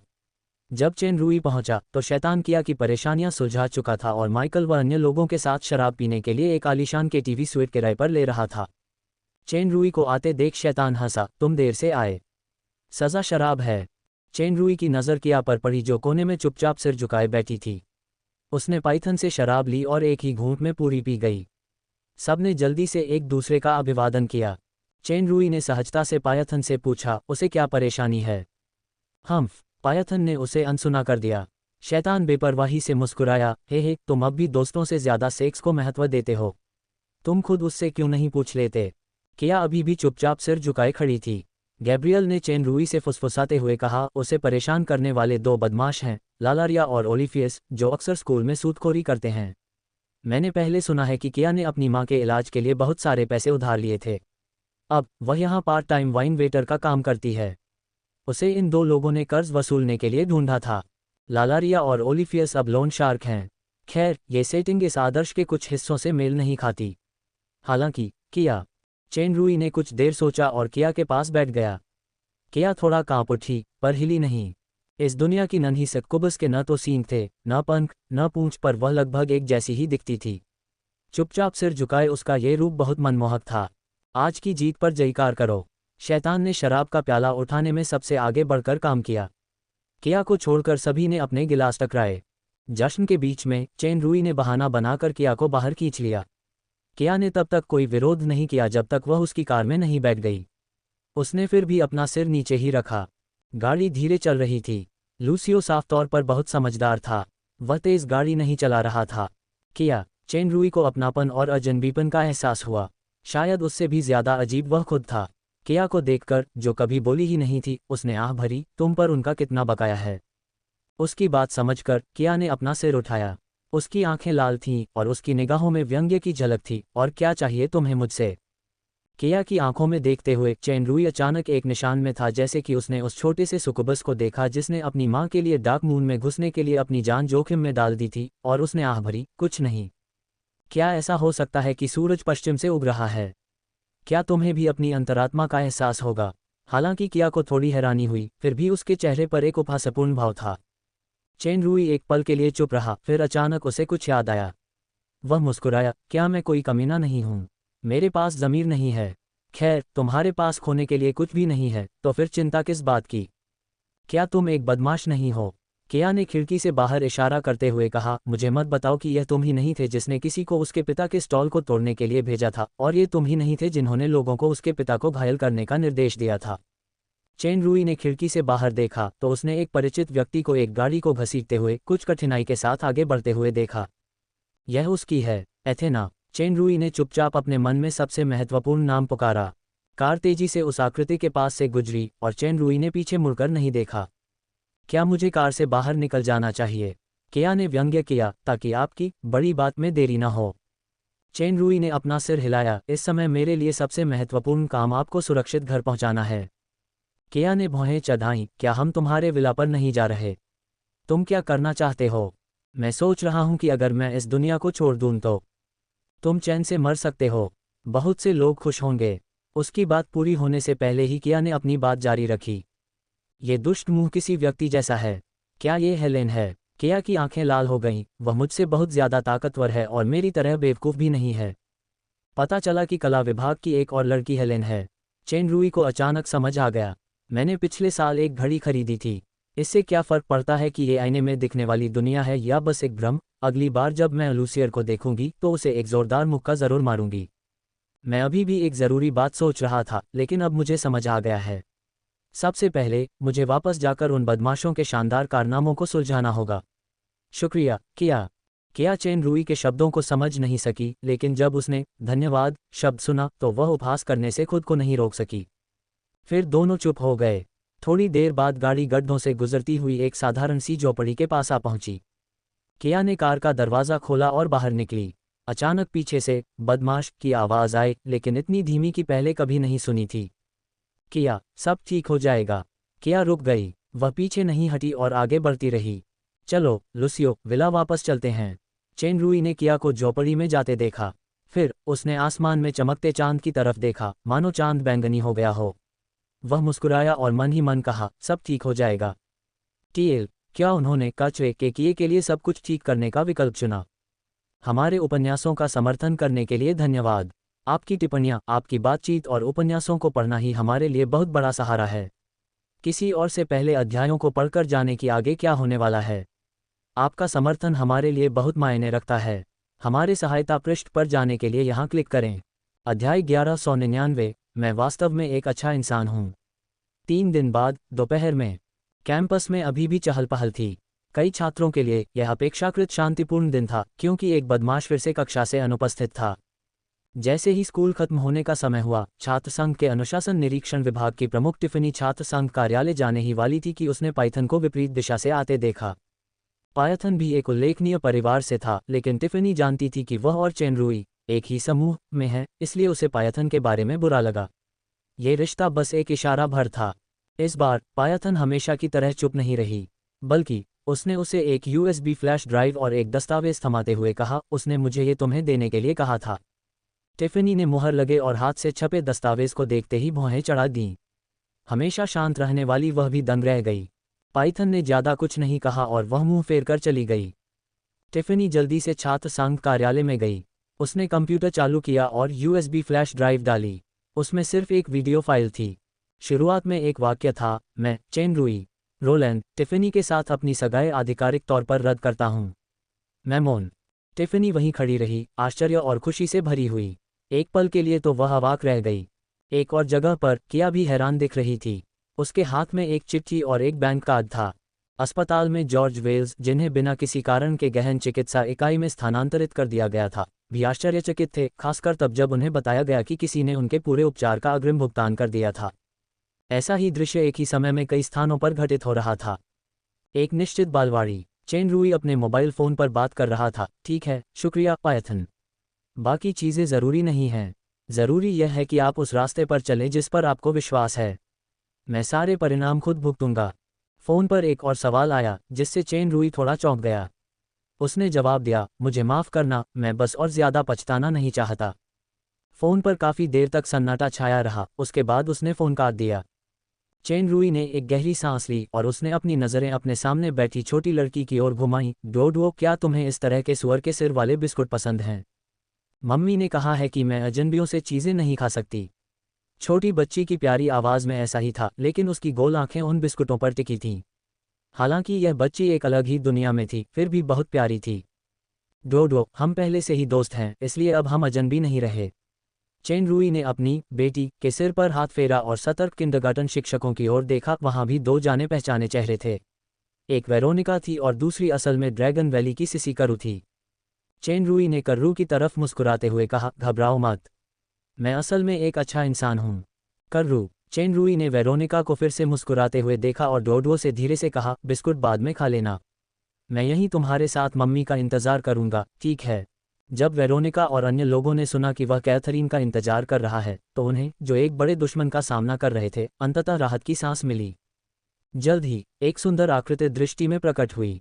इसमें कोई शक नहीं कि यह डार्क शैडो साम्राज्य की शाही महारानी है। नहीं, ये तो मेरी सुंदर शिक्षिका हैं। मम्मी, डोडुओ खुशी से चिल्लाए। चेन रूई ने डोडुओ को उठाया और उसका अभिवादन किया। कैथरीन की पुतलियां अचानक सिकुड़ गईं जब उसने चेन रूई को देखा। तुम यहाँ क्यों हो? चलो बाहर जाकर बात करते हैं। चेन रूई डोडुओ को गोद में उठाकर किंडरगार्टन के बाहर चला गया। कैथरीन ने अपनी मुट्ठियां भींच लीं और उसके पीछे चल पड़ी। 3 लोगों का परिवार कुछ देर तक चला और चेन रुई अंततः एक सुनसान जगह पर रुक गया। तुम्हें एक कार खरीदनी चाहिए। किंडरगार्टन से घर तक पैदल चलना कोई छोटी दूरी नहीं है। और तुम्हारे पास डोडो भी है। बकवास बंद करो। आखिर तुम करना क्या चाहते हो? चिंता मत करो, मेरा कोई बुरा इरादा नहीं है। क्या इसे अब भी कोई नुकसान नहीं कहते? तुम तो मेरी सोच से भी ज्यादा बेशर्म हो। तुमने तो कहा था ना कि हम फिर कभी नहीं मिलेंगे। अब तुम मुझे डोडो से धमका रही हो। कैथरीन ने दांत पीसते हुए कहा, मेरी बेटी को जाने दो वरना मैं तुरंत पुलिस बुलाऊंगी। ये हमारी बेटी होनी चाहिए। चेन रुई के चेहरे पर घबराहट नहीं दिखी, बल्कि उसने एक ऐसी शांति दिखाई जो कैथरीन को अजीब लगी। इन दिनों मुझे बहुत कुछ पता चल गया है। डोडो सचमुच मेरी बेटी है। समय को देखते हुए लगता है कि मैं सचमुच एक बदमाश हूँ। कैथरीन को अचानक एक संभावना सूझी और उसके चेहरे का भाव फीका पड़ गया। चाहे कुछ भी हो जाए, मैं डोडो को कभी नहीं छोड़ूंगी। आपने गलत समझा। चेन रुई ने डोडो को नीचे रखा और उसने सुअर के सिर वाले बच्चों के बिस्कुट का डिब्बा अपनी बेटी की बाहों में थमा दिया। कैथरीन तुरंत आगे बढ़ी और डोडो को अपनी बाहों में भर लिया। उसने एक बड़ा लिफाफा देखा जो उसे दिया गया था। यह क्या है? खुद देख लो। कैथरीन ने चेन रुई को शक की निगाहों से देखा, जो हमेशा की तरह दिख रहे थे। आखिरकार डोडो नीचे रख दिया। उसने लिफाफा खोला और एक पारदर्शी दस्तावेजों वाला बैग निकाला। सबसे ऊपर वाला एक चेक था, जिसकी राशि इतनी बड़ी थी कि कैथरीन भी चौंकने से खुद को नहीं रोक पाए। फिर भी उसने जल्द ही एक तिरस्कारपूर्ण भाव दिखाया। तुम्हारा प्रस्ताव तुम्हारे निर्देशक पिता के प्रस्ताव से कहीं ज्यादा उदार है, जो इस मामले को सुलझाना चाहते हैं, लेकिन मैंने पिछली बार इसे स्वीकार नहीं किया था। क्या तुम्हें लगता है कि इस बार मैं अपना मूल इरादा बदल दूंगी? चेन रुई ने अपना सिर हिलाया। पैसा तुम्हारे लिए नहीं, डोडो के लिए है। तुम्हारे लिए चीजें नीचे हैं। कैथरीन ने फाइल बैग खोला और अपने चेहरे पर गहरी हैरानी के भाव के साथ दस्तावेजों को पलटा। क्या तुम पागल हो? मैं पागल नहीं हूं, मैं बस वही कर रहा हूं जो मुझे करना चाहिए। चेन रुई चुपचाप कैथरीन को देख रहा था, मानो वह डार्क शैडो साम्राज्य की उस महारानी को देख रहा हो जिसने युद्ध के मैदान में कहा था, तुम इन चीज़ों का अच्छी तरह ध्यान रखना, समय आने पर तुम इनका इस्तेमाल कर सकती हो। कैथरीन अभी भी सदमे में थी। उसने दस्तावेज उठाए। क्या तुम्हें पता है कि इन बातों के सार्वजनिक होने का क्या मतलब है? सिर्फ तुम्हें ही नहीं, पूरे रोलांड परिवार को। जरूर, मुझे पता है। तुम समझदार हो, इसलिए मैं तुम्हें दे दूंगा। कैथरीन ने चेन रुई की साफ निगाहों को ऐसे देखा जैसे उस आदमी से पहली बार मिल रही हो जिससे वह इतनी नफरत करती थी। फिर उसने धीरे से अपना सिर हिलाया। नहीं, तुम वो नहीं हो। तुम कौन हो? जैसा कि तुमसे उम्मीद थी कैथरीन, ये सवाल पूछने वाली तुम पहली इंसान हो। चेन रुई ने पछतावे के भाव के साथ चारों ओर देखा। दुर्भाग्य से, अगर यह बात पता भी चल जाए तो भी इस दुनिया से छुटकारा पाने का कोई रास्ता नहीं है। बेशक यह कोई साधारण भ्रम नहीं है। क्या ये कोई दुनिया है जो मन को प्रतिबिंबित करती है, या ये सचमुच एक दर्पण दुनिया है जैसा कि उस नबी ने कहा था? ऐसा लगता है कि मैं इनमें से सिर्फ एक ही नोट चुन सकता हूँ। भले ही कैथरीन बहुत बुद्धिमान थी, लेकिन वह ये नहीं समझ पाए। मैं नहीं समझी कि आपका क्या मतलब है। चेन रुई मुस्कुराए और बोली, लोगों के मन में हमेशा अंधेरा और उजाला होता रहता है। मैं या तो आईने में दिखने वाला कोई और इंसान हूँ या फिर बस एक भूत जो गायब होने वाला है। अगर एक दिन मैं गायब हो जाऊं तो आईने के उस पार, यानी वो दुष्ट आदमी फिर से यहाँ वापस आ जाएगा। तब तुम अपनी किस्मत अपने हाथों में थाम सकते हो। सिर्फ अपनी किस्मत नहीं, मुझे पता है कि तुम में हिम्मत और समझदारी है। ये कहकर चेन रुई कैथरीन के पास गया, नीचे उकड़ू बैठा और डोडो को चूमा। फिर वह खड़ा हुआ, सीधा आगे बढ़ा और कैथरीन की ओर पीट करके हाथ हिलाया। चाहे मैं किसी भी तरह का अस्तित्व हूं या आप किसी भी तरह के अस्तित्व हैं, आपको और डोडो को फिर से देखकर अच्छा लगा। अपना ख्याल रखना। उस आकृति को जाते देख कैथरीन के मन में एक अजीब सी भावना उमड़ पड़ी। उसे भी यकीन नहीं हो रहा था कि जिस इंसान से वो सबसे ज्यादा नफरत करती थी, उसमें भी ऐसी भावनाएं पैदा हो सकती हैं। माँ, क्या वह पिताजी हैं? मुझे भी पता नहीं। चलो घर चलते हैं बेबी। आधे घंटे बाद चेन रुई की कार विला के गेट पर रुकी। चिंता मत करो कोवैक्स, मेरे पास इन चीज़ों का एक पैमाना है। अब मैं सबसे ज़रूरी काम पहले करूँगा। जब ये खत्म हो जाएगा तो मैं तुरंत अपने पिता को फ़ोन करके खुद समझाऊंगा। अब मैं फ़ोन बंद कर रहा हूँ, इसलिए मुझे परेशान मत करना। चेन रुई ने दृढ़ता से फ़ोन बंद किया और कार से बाहर निकल गया। विला में प्रवेश करते ही लेनेलिजा ने तुरंत उसका अभिवादन किया। युवा स्वामी, आप वापस आ गए। क्या दोनों मेहमान यहाँ हैं? हाँ, वे हैं। वे सब दूसरी मंजिल पर अध्ययन कक्ष में हैं। अध्ययन कक्ष में प्रवेश करने के बाद मैं उच्चतम स्तर की चोरी रोधी सुरक्षा व्यवस्था चालू कर दूंगा। अब से किसी को भी किसी भी हालत में अध्ययन कक्ष के पास आने की अनुमति नहीं है। चेन रूई ने लेनेलिजा को आदेश दिया और दूसरी मंजिल की ओर चल दिया। दूसरी मंजिल पर अध्ययन कक्ष में 2 लोग थे, एक पुरुष और एक महिला। जब उस आदमी ने चेन रूई को अंदर आते देखा तो वह मुस्कुराया, जबकि महिला बेहद सतर्क दिख रही थी। अलूसियर, एथेना, चेन रूई ने कंधे उचकाए और कहा, आप दोनों को इंतजार कराने के लिए माफ करना। ये 2 लोग वास्तव में इस दुनिया के 2 प्रमुख व्यक्ति थे, साथ ही चेन रूई स्वयं। ये 3 नोड्स एक साथ थे। इससे पहले जब एथेना को यहाँ आने के लिए आमंत्रित किया गया था तो उसने पहले से ही सबसे बुरी स्थिति के लिए तैयारी कर ली थी, लेकिन जब उसने देखा कि स्कूल के सबसे प्रतिष्ठित प्रिंसिपल अलूसिए भी वहाँ थे तो वह आश्चर्यचकित रह गई। इसलिए वह चेन रूई के उद्देश्य के बारे में उलझन में थी। ये बदमाश प्रिंसिपल के वापस आते ही उसे सीधे नाम से पुकारता है। इसमें कोई शक नहीं कि वो बेहद घमंडी है। एथेना खुद को रोक नहीं पाए और आत्मरक्षा के लिए अपनी आस्तीन में छिपा छोटा सा खंजर कस लिया। मुझे नहीं लगा कि यह बहुत लंबा समय था, बल्कि मैं तुम्हारी तेजी से बहुत हैरान थी। तुमने इतनी जल्दी फैसला ले लिया। लगता है अब फैसला लेने का समय आ गया है। अलूशियर के लापरवाह रवैये ने एथेना को और भी हैरान कर दिया। वह उन शब्दों का मतलब समझ नहीं पाए। देर सबेर ये तो आएगा ही, इसे जल्दी खत्म करना ही बेहतर है। चेन रूई धीरे धीरे आगे बढ़ी। इससे पहले मैं बहुत समय से कुछ करना चाहती थी। इससे पहले कि वह बोलना समाप्त करता, एथेना के विस्मय में अलूसिए के चेहरे पर जोरदार मुक्का लगा। वह तुरंत अपना संतुलन खो बैठा और सोफे पर गिर पड़ा। प्रिंसिपल, एथेना गुस्से से अलूसिए के सामने खड़ी हो गई। ये साला वाकई कितना बेवफा है। इसने मेरे सामने ही इस आदरणीय प्रिंसिपल अलूसिए को पीटा। अलूसिए को ठीक होने में काफ़ी वक्त लगा। वह धीरे से सोफे पर बैठ गया। फिर चेन रूई की स्तब्ध निगाहों के सामने उसने अपने मुंह से एक छोटा सा स्पोर्ट्स माउथ गार्ड थूका, घाव पर स्प्रे करने के लिए लाए बैग से एक हीलिंग स्प्रे निकाला और मेडिकल कॉटन से घाव पोंछा। ऐसा लग रहा था जैसे उस शांत मुद्रा ने इस मौके का पूर्वानुमान लगा लिया था। अरे, धिक्कार है नबी पर। चेन रूई ने अपनी मुट्ठियां थोड़ी सी भींच लीं और उसे फिर से मुक्का मारने की इच्छा हुई। टीएल, उसका विकल्प क्या है? हमारे उपन्यासों का समर्थन करने के लिए धन्यवाद।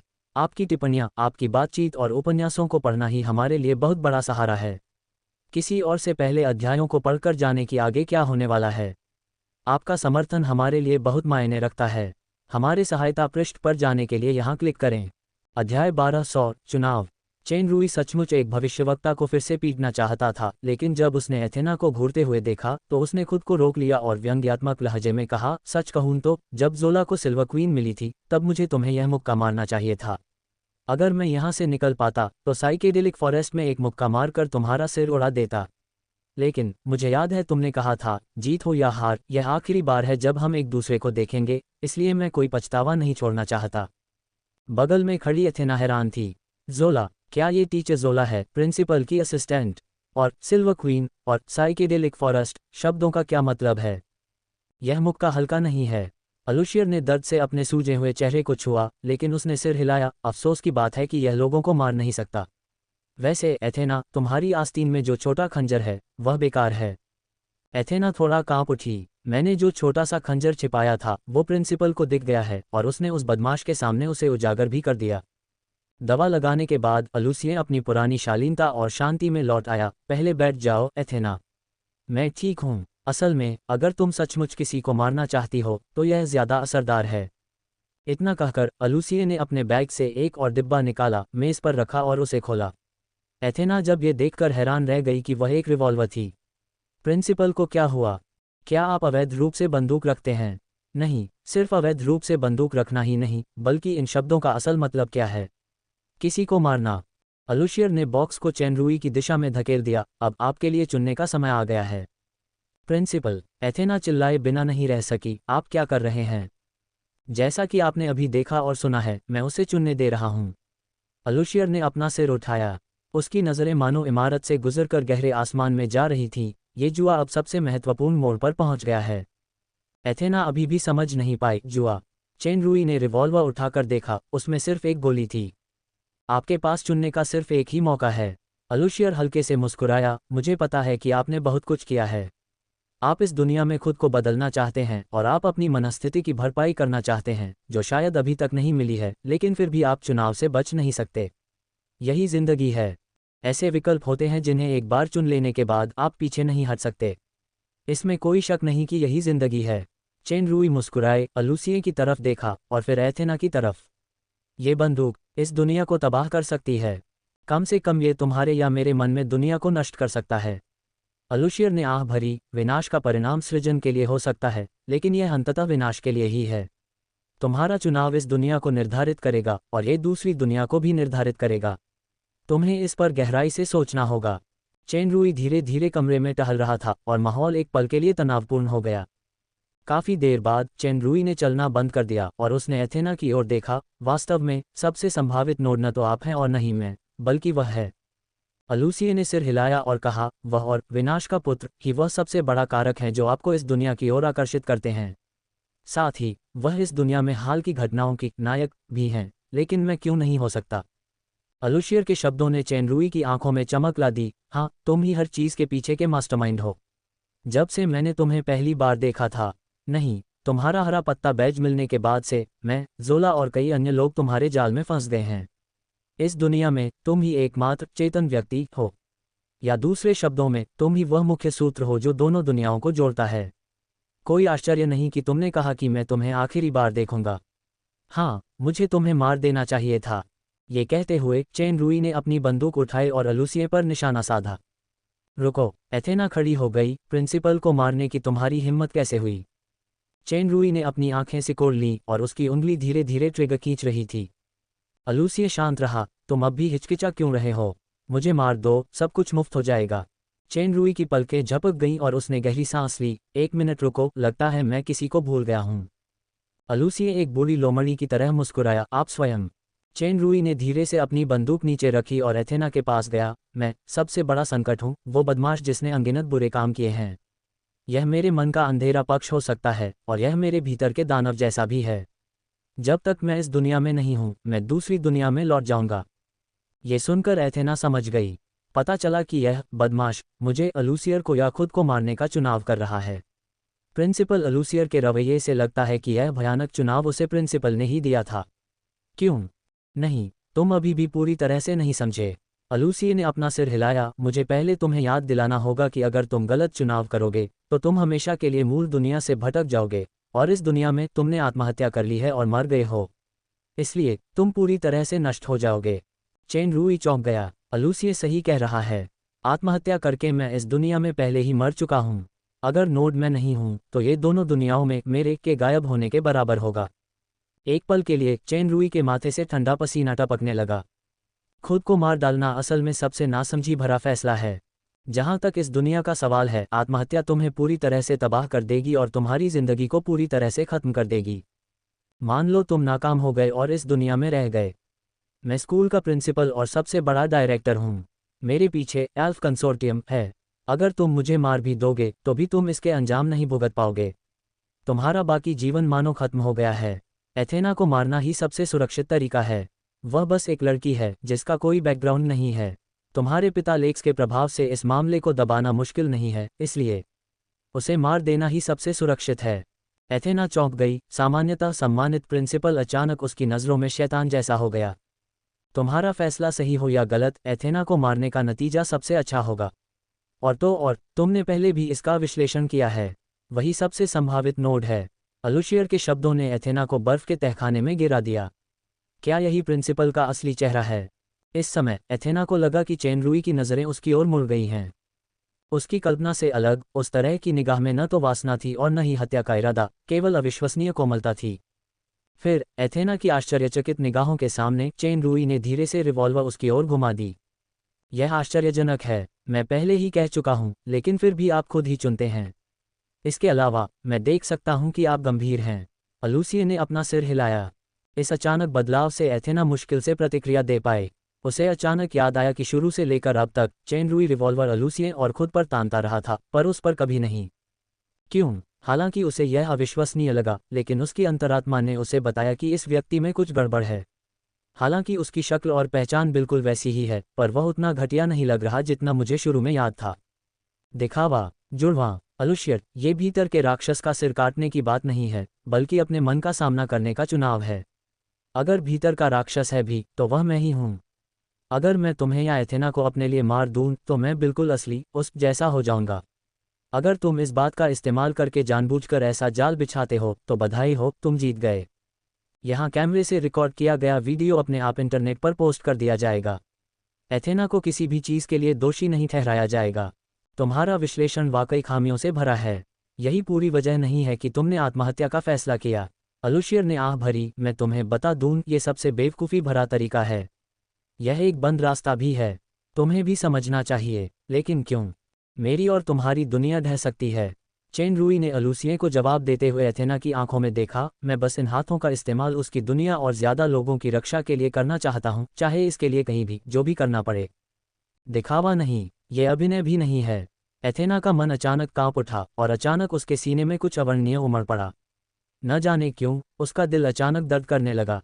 एथेना, चेन रूई की निगाहें नर्म हो गईं। हो सकता है कि ये दर्पण में सिर्फ तुम्हारा प्रतिबिंब हो सकता है कि यह आखिरी बार हो जब मैं ये चेहरा देख रहा हूँ, लेकिन मैं। चेन रूई रुक गया और आगे नहीं बोला। वे शब्द उसके मन और आत्मा में पहले की तरह ही अंकित हो गए थे। लेकिन मैं अब भी तुमसे प्यार करता हूँ, पसंद नहीं बल्कि प्यार। शीलांग पर्वत, ज्वाला में लिपटी वह आकृति, वह स्नेही और निश्चिंत निगाहें मानो फिर से उसकी आंखों के सामने आ गईं। वे धीरे धीरे उस चेहरे में विलीन हो गईं। अनजाने में बहते आंसुओं ने दृष्टि को धुंधला कर दिया। क्या ये पुनर्जन्म है? बिना किसी हिचकिचाहट के उसने अपनी उंगली से ट्रिगर खींच दिया। गोली की आवाज़ सुनाई दी। परिसर में कंप्यूटर के सामने बैठी टिफ़नी बार बार उस वीडियो को देख रही थी जो एक बड़ी वेबसाइट पर अपलोड किया गया था। वह एक पल के लिए झिझकी, फिर आखिरकार उसने पब्लिश पर क्लिक कर दिया। कैंपस के छात्र संघ कार्यालय के बाहर स्थित बैंक में किया एटीएम मशीन के पास आए। पासवर्ड डालने के बाद उसने बैंक कार्ड पर दिख रहे बैलेंस को देखा। उसे यकीन नहीं हुआ। उसने थोड़े कांपते हाथों से लेटर पेपर को कसकर दबाया और थोड़े टेढ़े मेढ़े लेटर पेपर पर आखिरी वाक्य अभी भी सब ठीक हो जाएगा लिखा था। केया के पीछे सड़क पर एलिस अपने हाथ पीछे करके उछल कूद कर रही थी, मुस्कुरा रही थी और अपनी बहन से बातें कर रही थी। शिया ने अपनी खुशमिजाज बहन को देखकर अपनी हमेशा की तरह उदासीन निगाहों में एक अनोखी कोमलता दिखाई। विपरीत कोर्ट में गैब्रियल ने पसीने से तर माइकल, राफेल, सेटन और अन्य लोगों का मुस्कुराते हुए स्वागत किया और उन्हें तौलिए और मिनरल वाटर की बोतलें सौंपीं। पाइथन अभी भी दूर चुपचाप खड़ी अपने मोबाइल फ़ोन को देख रही थी। उसमें कुछ शब्द थे, तुम मुझसे प्यार करो या न करो, मेरा प्यार तो है, न बढ़ता है न घटता है। ये संदेश या तो खुद को भेजा गया था या उस व्यक्ति को, या फ़ोन के ड्राफ्ट बॉक्स में हमेशा के लिए छोड़ दिया गया था। परिसर के द्वार पर ओलिफियस और लालारिया उदास होकर आगे बढ़े। उनके बगल में वीर बहनें इसाबेला और स्ट्रेना थीं, जो बीच बीच में एक दूसरे को देखकर मुस्कुरा रही थीं। स्कूल से दूर कैथरीन अपनी बेटी का नन्हा हाथ थामे कदम दर कदम घर की ओर चल पड़ी। डोडो उसके नन्हे हाथ में सुअर के सिर के बिस्कुटों का एक थैला पकड़े हुए था, जबकि कैथरीन की खूबसूरत आंखों में उलझन, नुकसान और उम्मीद साफ झलक रही थी।